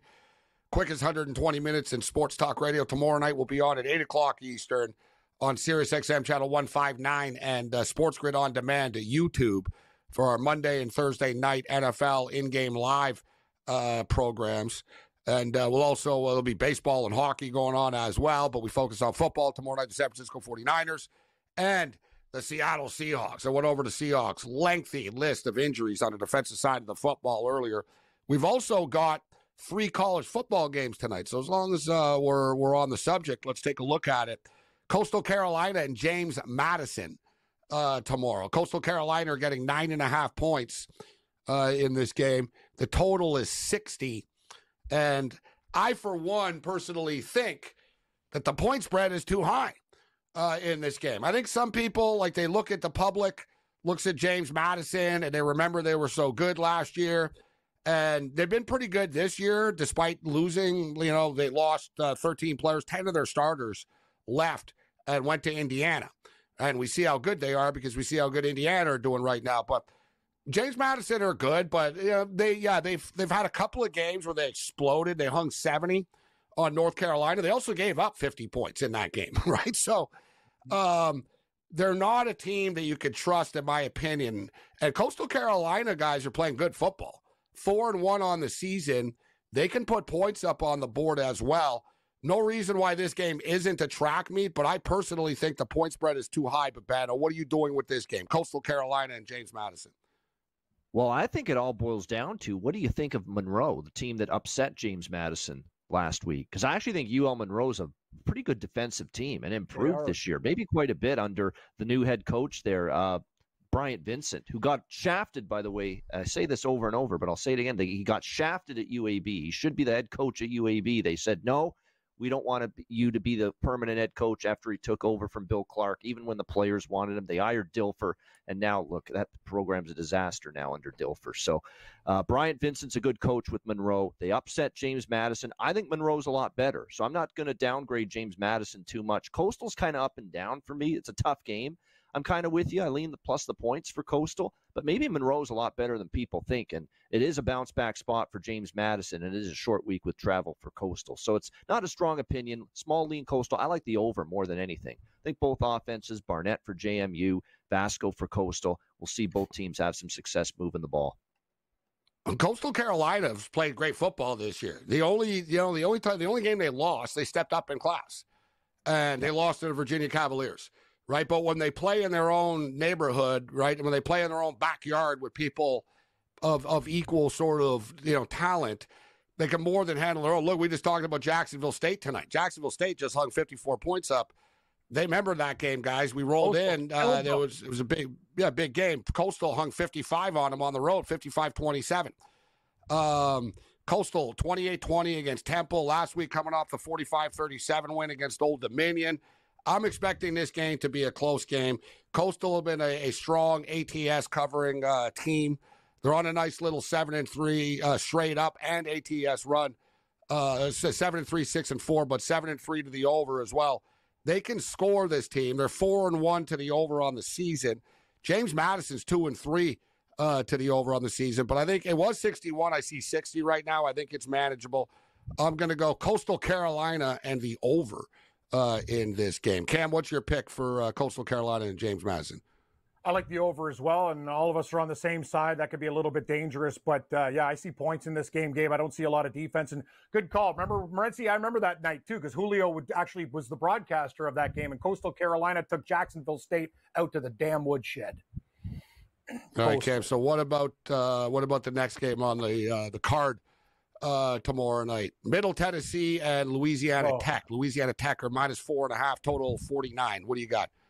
Middle Tennessee. I don't trust Louisiana Tech as far as I can throw them. This team, they're a bad football team. I don't know what you guys think about the total in this game. I would lean under in this game. I'm not sure if we're going to get points. That's Louisiana Tech to me, Gabe. I don't know what happened to their program, but I remember this is a team that beat like Miami a few years ago. It's just the Bulldogs have just been going down ever since, and it's concerning. Actually, they used to be a really strong school when Skip Holtz was there. I kind of lean under in this football game. And the dog. I'll take Middle Tennessee, actually. But these games are very difficult. Not easy. This is an ugly football game tomorrow, really Babano. Middle Tennessee and Louisiana Tech. I had the feeling Louisiana Tech would be the play here because they can score. Total 49. What do you think of the game? I want no part of the side. I've actually been picking Middle Tennessee all season. They're both bad, right? They've both been fake teams.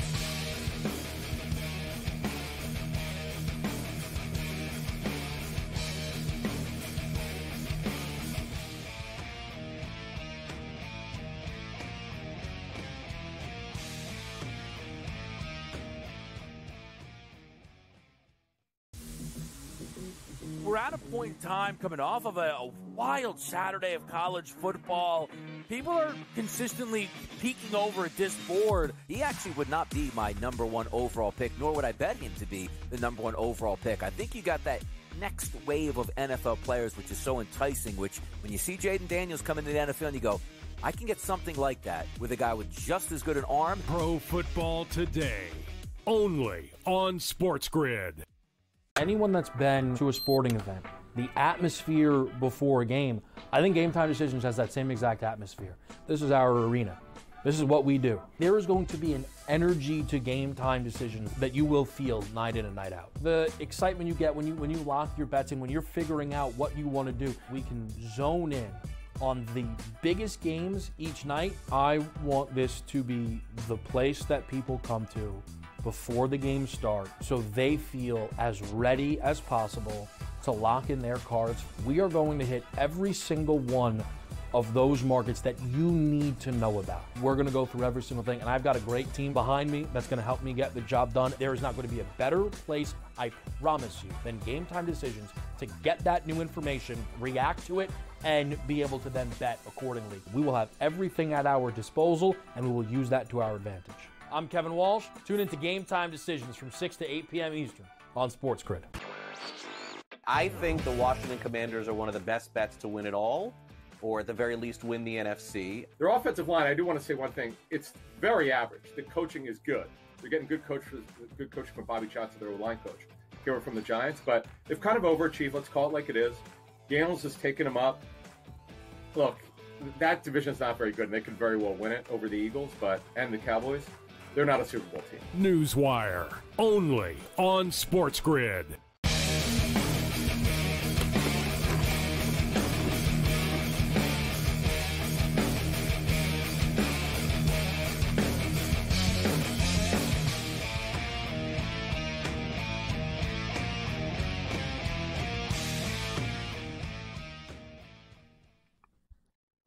Dodgers are up 6-0, make it 7. Literally as we speak, make it 8. Ding, ding, ding. There's the over. So there's the over. Gavin Lux with a 2-run shot for the Los Angeles Dodgers. So it's now 8-0 in the top of the 7th inning with 2 outs. Dodgers bats came alive tonight. The back end of the order came alive. And the front end of the order got it done. This is what a team effort by the Dodgers tonight when you consider, too. They lost 2 of their starters before the game tonight. Right? Freddie Freeman was expected to play, and he couldn't go on his ankle. That was a late scratch. And Rojas couldn't start.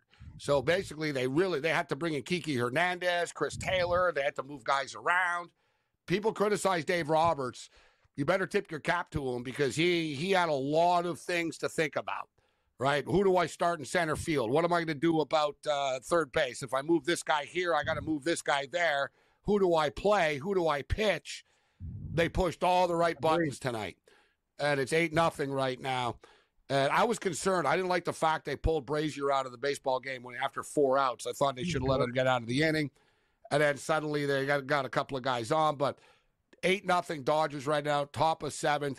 For the record, the Dodgers and San Diego, Game 5 would be Friday night in Los Angeles, Chavez Ravine. All right, so college football. We were talking about this Thursday night card. The James Madison Coastal game will be a fun one. The Middle Tennessee State, Louisiana Tech is a train wreck. Then you get UTEP and Western Kentucky. Western Kentucky laying 19.5 points in this game. The total is 57.5. And we should note, UTEP are 0-5 straight up on the season. They're 1-4 against the spread, and they're 1-4 to the under. They're an offensively challenged football team, UTEP. Meanwhile, Western Kentucky, these guys, they played Alabama. They played Middle Tennessee State. They played Boston College. Their schedule has been a little bit tougher than UTEP. Been competitive in this game. I personally, this will be a blowout. Western Kentucky will murder them.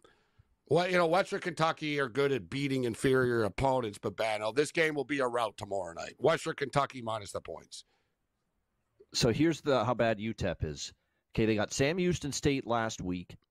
at home with Sam Houston coming off a thriller comeback win against Texas State, traveling on the road a short week. UTEP's got all this extra time to prepare, putting Cade McConnell back in at quarterback, home off a bye week, and they got trampled, and they got just steamrolled by Sam Houston State in that game, start to finish. And that's off a bye week with extra time to prepare. It's just a horrible football team, a horrible program. It's going to take Scotty Walden some time, and we're clearly seeing that. That was the scheduling spot advantage of the season for UTEP, and they still got blasted 41-21 last week by Sam Houston State. So they're going to be in tough here because really Western Kentucky's offense, since they changed quarterbacks, they went to Veltkamp.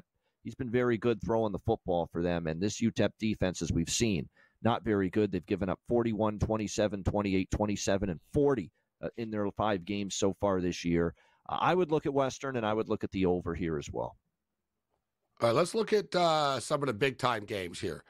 Because this is, we talked about a lot of these sort of under-the-radar games just because they're on TV here. But as far as this week is concerned, last week was the craziest week in college football history, literally and figuratively.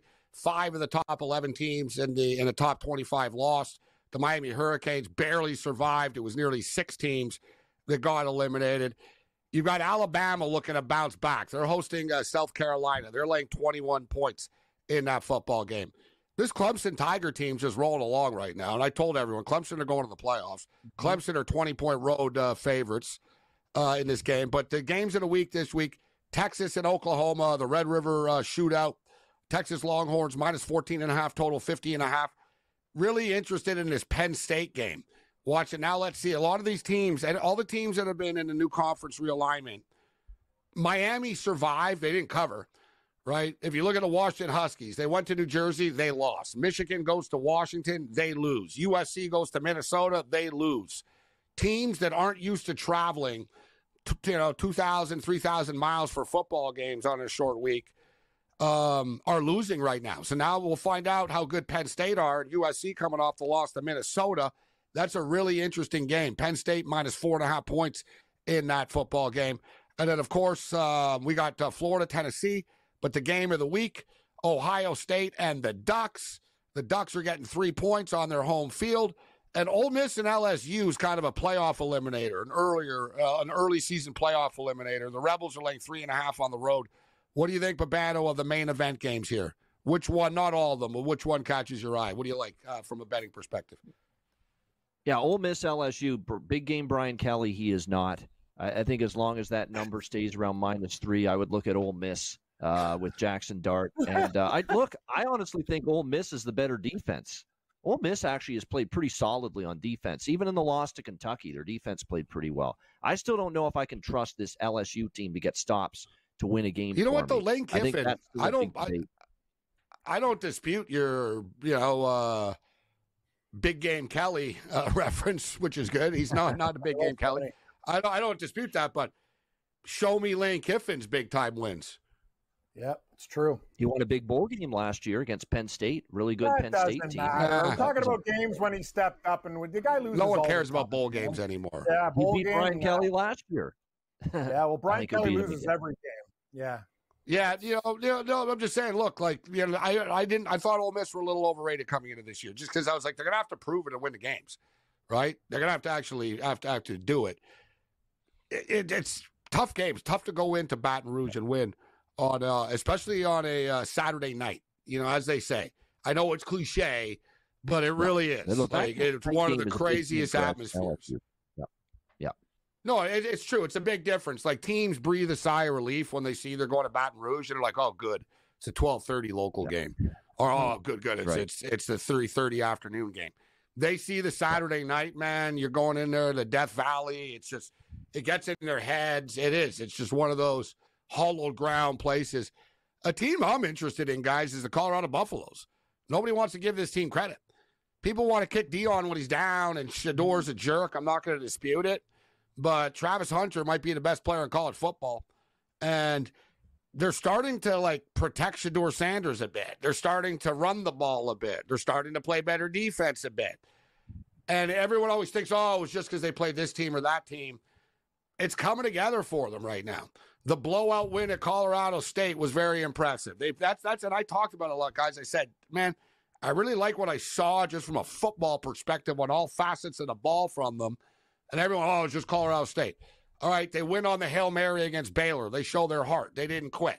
After that, they go into Central Florida as 13-point underdogs and win the game by 21 points or whatever, right? Like, they're on a roll right now. Now they're hosting K-State on Saturday night. I think the Buffaloes are the play, guys, plus 4.5. Cam, you're the big Avery Johnson K-State guy. Who do you like in that game? I don't trust K-State. I can tell you that. I think, you know what, though? Like, now, lane 3.5 there, I got to tell you, Gabe, I know that total's going to be low. That total, people are going to bet the over. I'm not sure about that. Maybe the defenses step up. I agree with you, what you said about Colorado. They've been getting on a really nice rhythm. I like the way their team's playing. The defense has been better. No, I can't lay 3.5 there. I like the under in this game. Maybe I'm crazy, but I like the under. What do you think? What do you think, Babano, at K-State and Colorado?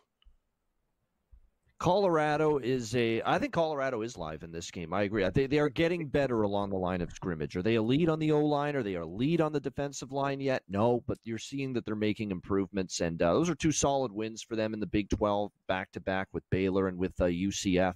And they're off a bye week, a little extra time to prepare. Actually, so is K-State. But, you look at K-State on the road. BYU, they got throttled. Tulane, they were life and death to win that game, and they didn't cover. So they've been a bit of a different team here on the road. I think K-State, though, can still have success running the ball. I think Colorado, though, can throw it. I think K-State's secondary is a little weak, so I do like the over. Like the over. This is SportsRage.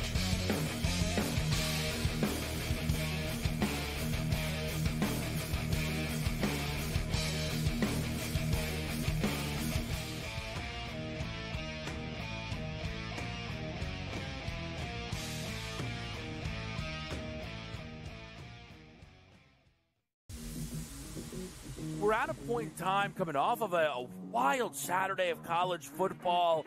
People are consistently peeking over at this board. He actually would not be my number one overall pick, nor would I bet him to be the number one overall pick. I think you got that next wave of NFL players, which is so enticing, which when you see Jaden Daniels come into the NFL and you go, I can get something like that with a guy with just as good an arm. Pro Football Today, only on SportsGrid. Anyone that's been to a sporting event, the atmosphere before a game, I think Game Time Decisions has that same exact atmosphere. This is our arena.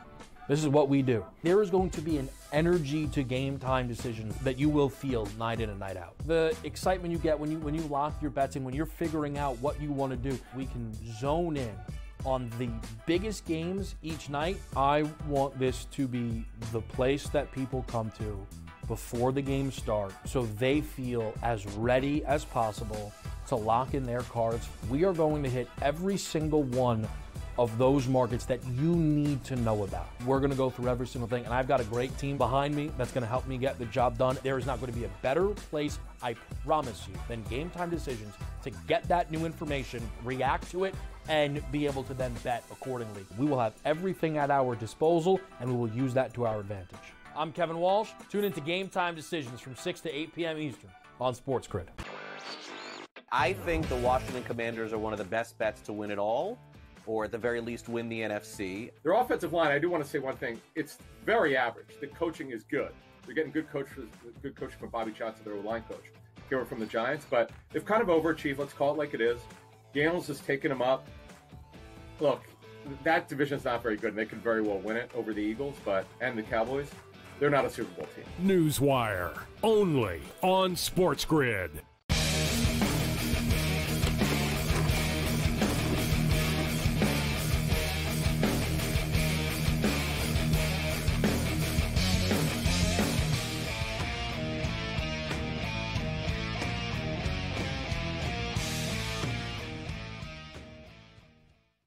This is SportsRage. I am Gabriel Morency, the pitch, the players, the hustlers, the people to bust them, and everybody else in between. The Dodgers are getting close to sending this to 5. We're going to the top of the 8th inning. The Dodgers are winning 8-0 right now.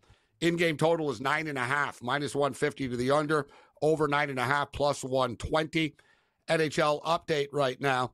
The Winnipeg Jets are throttling the Edmonton Oilers in the Oilers season opener tonight after they lost the Cup 5-0 for Winnipeg. We're late in the second period of play, and in fact, we're going into the room right now. 5-0 after 2 periods of play. Midway through the second period of play in Vancouver, the Vancouver Canucks still lead the Calgary Flames 4-1. The scoring slowed down in this game. And the Colorado Avalanche. I like the Avs getting 2.5 here. I'm already on the Avs to win the game, so I don't really want to start chasing it. But I do like I think the Avalanche, I don't think they're going to lose by 3 goals here. It's 4-2 right now. They're plus 2.5, minus 120. All right, NFL football. Babano, what do you like tomorrow night? Thursday night football, San Francisco and Seattle. This is 2 teams that are kind of in a bad way right now. They're both banged up. They're both kind of struggling. They're both defensive liabilities. You know, the Niners aren't getting stops. Arizona moved the ball up and down. Seattle's defense looked good when they played Tim Boyle, Skylar Thompson, Jacoby Brissett, and Bo Nix. But when they played a real team and offense, suddenly it's not a good Seattle defense the last 2 weeks. So I think the game could go over the total, even though it's a Thursday night, and we know those games sometimes can go under. I don't love the side, but if you made me choose, I would lean Seattle. New England still put 20 on them, and they suck. That's the whole problem. Yeah. Like, this defense is a real problem, Renzi. You know, like, and they got guys out too. And San Francisco's coming in there angry. Yeah, I know. I can't leave more than a field goal with San Francisco on the road right now. Can't do it. It's tough, man. This game is tough. But the line opened up 47, Gabe. I know we all like the over. Now it's 49.5. Like, you don't get the best side of the number, but there should be points. Seattle's defense is just absolutely carved up coming into this game. San Francisco have absolutely owned Seattle, though. I think the bubble is burst right now for Seattle. They have too many defensive injuries. San Francisco is just going to be, you know what I mean? San Francisco are the better football team who are, you know, they're both like wounded animals, but Seattle are like bleeding out right now, health-wise. And as far as the, you know, head-to-head, San Francisco have beaten them 5 times in a row, 28-16, 31-13, 41-23, 21-13, 27-7. It's rare, actually, that you see, when you'll see these, like, one-sided rivalries and divisions, normally, like, a team will cover, but San Francisco generally covers. Like I said, they're 5, you know, they didn't cover because they were 14.5-point favorites in one of the games, but they're covering spreads all the time. I hate the hook. San Francisco are the kings of blowing leads, obviously, but I think the Niners and the over are the play here. What do you like, Babano, in the NFL before we get to the CFL? Detroit, I think it's a cheap number with them against Dallas and off a bye week, and I just think they're the better team. Dallas fortunate to beat Pittsburgh. I like Jacksonville, actually, to build off the win, the first win of the year against Indy last week. Go to a place where they're very familiar in their surroundings. They've been there every year. They always have an advantage in London because they go there all the time. They beat Buffalo there last year and looked very impressed. 2-0 straight up, 2-0 against the spread in the 2. They have more fans in London than they do in Jacksonville, too. They actually have a lot of Jag fans there. It's like, they're like London's team. I like the over in that Jags-Bears game, too. Both offenses are starting to find it. Yeah. They can change their whole season, too. Look at that division. Like, they go and win this game. Gabe, they were left for dead. Peterson going to be fired. They beat the Colts. They go in here and beat the Bears. So it's on. It's a long season. I kind of like Jacksonville, too, but I like Bengals. Sorry, not the Bengals. I like Giants and the over Sunday night football as well. Giants plus the 3.5 and the over, huh? Yeah. I can't argue with your over. Hard to lay on the road with Cincy right now. It's very difficult. It is, but we were talking about it earlier. The New York Giants are a terrible home team. The Giants do this all the time, Babano. They'll win on the road. They'll get their fans' hopes up. They come back home and they lose. They did this like with the Browns in a Cowboy game earlier this year, right? So it's sort of their MO. Hopefully Malik Neighbors is going to be back for this football game. Kayvon Thibodeau is going to be out for the New York Giants, which doesn't help. The under, I'll tell you that. And we see the Bengals can't stop anything. So, and Daniel Jones is playing pretty good football right now, so I don't disagree with the 48 there. All right, the Steelers off a loss as well, laying the 3 against Las Vegas. I think Pittsburgh bounces back. Tomlin's actually been better on the road, especially as a short favorite lately. They beat Atlanta as a short favorite, I remember, in week 1. They beat Denver, too, as a short favorite. Yep. Then they lost. They lost to Indy on the road. One thing with the Pittsburgh Steelers on the road, they're like 53 and 22 to the under. Their last 7, like they're on the road. They're the last 10 years, like under Tomlin on the road, it's almost automatic money. Sort of like the Navy stuff that didn't go under last week. But We got Burt taking the under on the road against Indy, but now you got Aiden O'Connell playing, starting here. You know, this, you're right about it. It sort of has Pittsburgh bounce back all over it, that they'll beat the Raiders. The numbers getting away. It's not as good as it was early in the week, but I say lay it with Philly. I really think it's fallen apart for Cleveland. Be nice if they put Deshaun Watson in the game, and then yeah, it's done. Like, these guys have made a commitment to lose games. It's like it's ridiculous.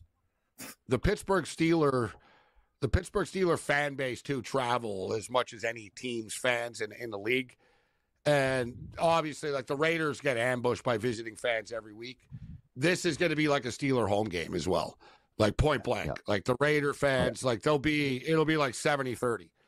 Only 37% of the people that go to the games from Vegas, but you sort of have that little pocket of hardcore Raider fans from California, some locals, and then basically the visiting fans. Hell, I went to a Colt Raider game, and even Colt fans, like, took the place over.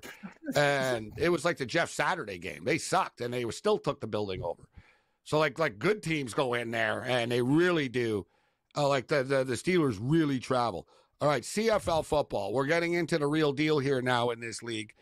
The Blue Bombers are just unbeat. I'm surprised every week, guys, the Bombers aren't bigger favorites, because all they do is win. I mean, they've won 6 games in a row. Cam, what's your pick? Argos plus 3.5 against the Bombers, total of 49.5. We'll hit this on the other side, and we'll get some more golf picks from Cam.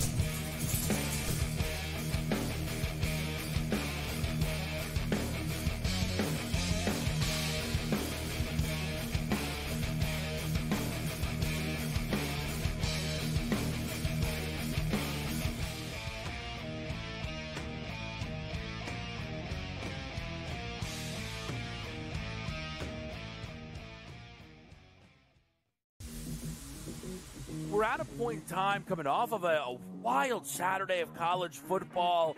People are consistently peeking over at this board. He actually would not be my number 1 overall pick, nor would I bet him to be the number 1 overall pick. I think you got that next wave of NFL players, which is so enticing, which when you see Jaden Daniels come into the NFL and you go, I can get something like that with a guy with just as good an arm. Pro Football Today, only on SportsGrid.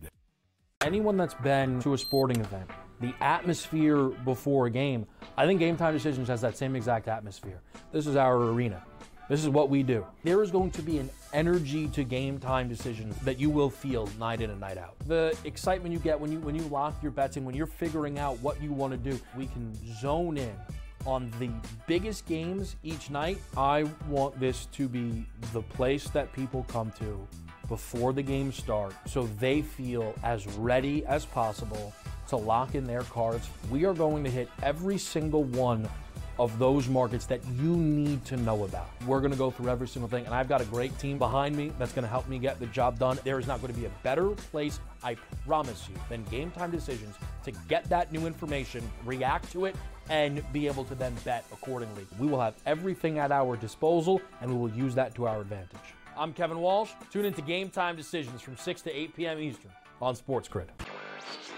I think the Washington Commanders are one of the best bets to win it all, or at the very least win the NFC. Their offensive line, I do want to say one thing. It's very average. The coaching is good. They're getting good coaching from Bobby Johnson, their line coach, here from the Giants. But they've kind of overachieved. Let's call it like it is. Gales has taken them up. Look, that division's not very good, and they could very well win it over the Eagles and the Cowboys. They're not a Super Bowl team. Newswire, only on SportsGrid.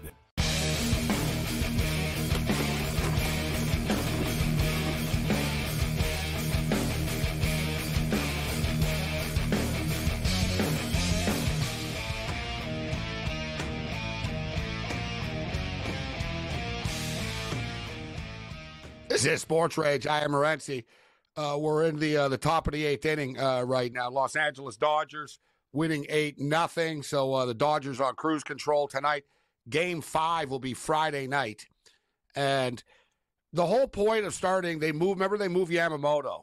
Remember, Flaherty was going to start Game 1, and then they changed their mind. And I wouldn't have told anybody. I think the Dodgers talk too much. Like, Dave Roberts is too honest. And they told everybody like the day before, 2 days before, oh, no, we're going to start Yamamoto in Game 1.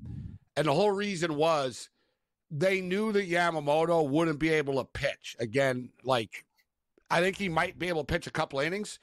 But long story short, Yamamoto in Japan, they have extended rest in Japan. Plus, Yamamoto's coming off of an injury. And they paid this guy like $1 trillion here, right? They paid him a lot of money, like nearly $300 million. They don't want to blow his freaking arm out. And he's on like a rehab program type thing. And he couldn't pitch on 4 days rest. They would have thrown everything off. So like I said, maybe they're lying about that, right? But it's going to be Flaherty. They traded for Flaherty, but it could be Flaherty and Yamamoto. And we all know the drill when it gets to this stuff, guys. It's an elimination game. It's going to be all hands on deck, right? Whoever can throw is going to freaking throw if you have to throw on Friday night. And it's going to be an epic game on Friday night. The Yankees can eliminate the Royals tomorrow night. Cam, what are your best bets for golf this week?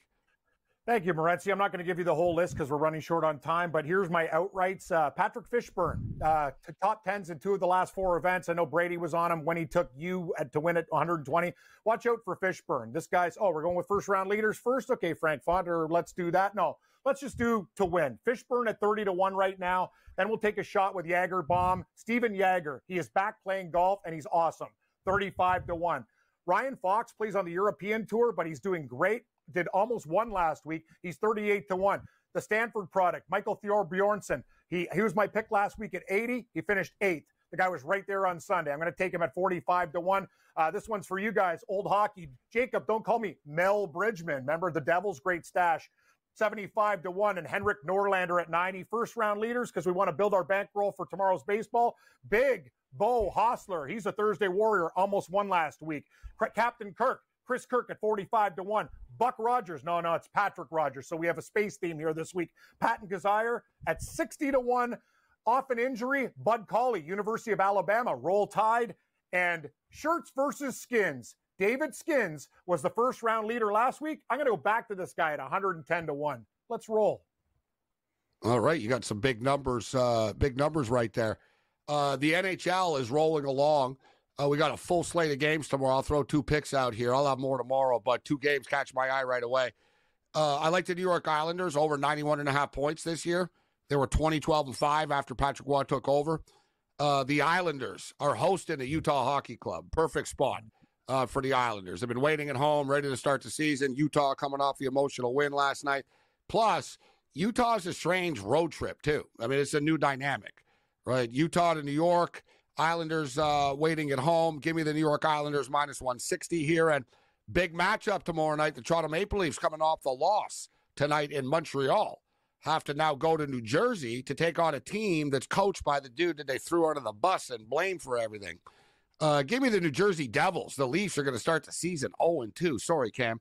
Devils beat the Leafs tomorrow night. I told people, I like the Leafs this year, but, it's Montreal was a dangerous game tonight. The Leafs, that's the problem, Gabe. You know these guys. They'll do fine this year, but they're going to start slow, like Edmonton. Babano, any NHL or CFL on the way out here for you? Yeah, that one's tricky, Toronto, New Jersey, because New Jersey's coming back from Europe. Same thing with Buffalo against L.A., so, watch out with those 2 teams. It could be a little bit of a tricky spot. I like Dallas against Nashville tomorrow night, just because I think Nashville might not have UC Saros in net, which could be a big deal. They're going to be a good team, but I like Dallas there on the road, and I like Pittsburgh-Detroit over the total. Detroit still has some goaltending concerns. Pittsburgh's a miserable defensive team. We saw it tonight. And I think Detroit can light them up. I think Detroit's not great defensively still, though, either. And Pittsburgh can find some goals, too. So I like the over in the Pittsburgh-Detroit game, 6.5.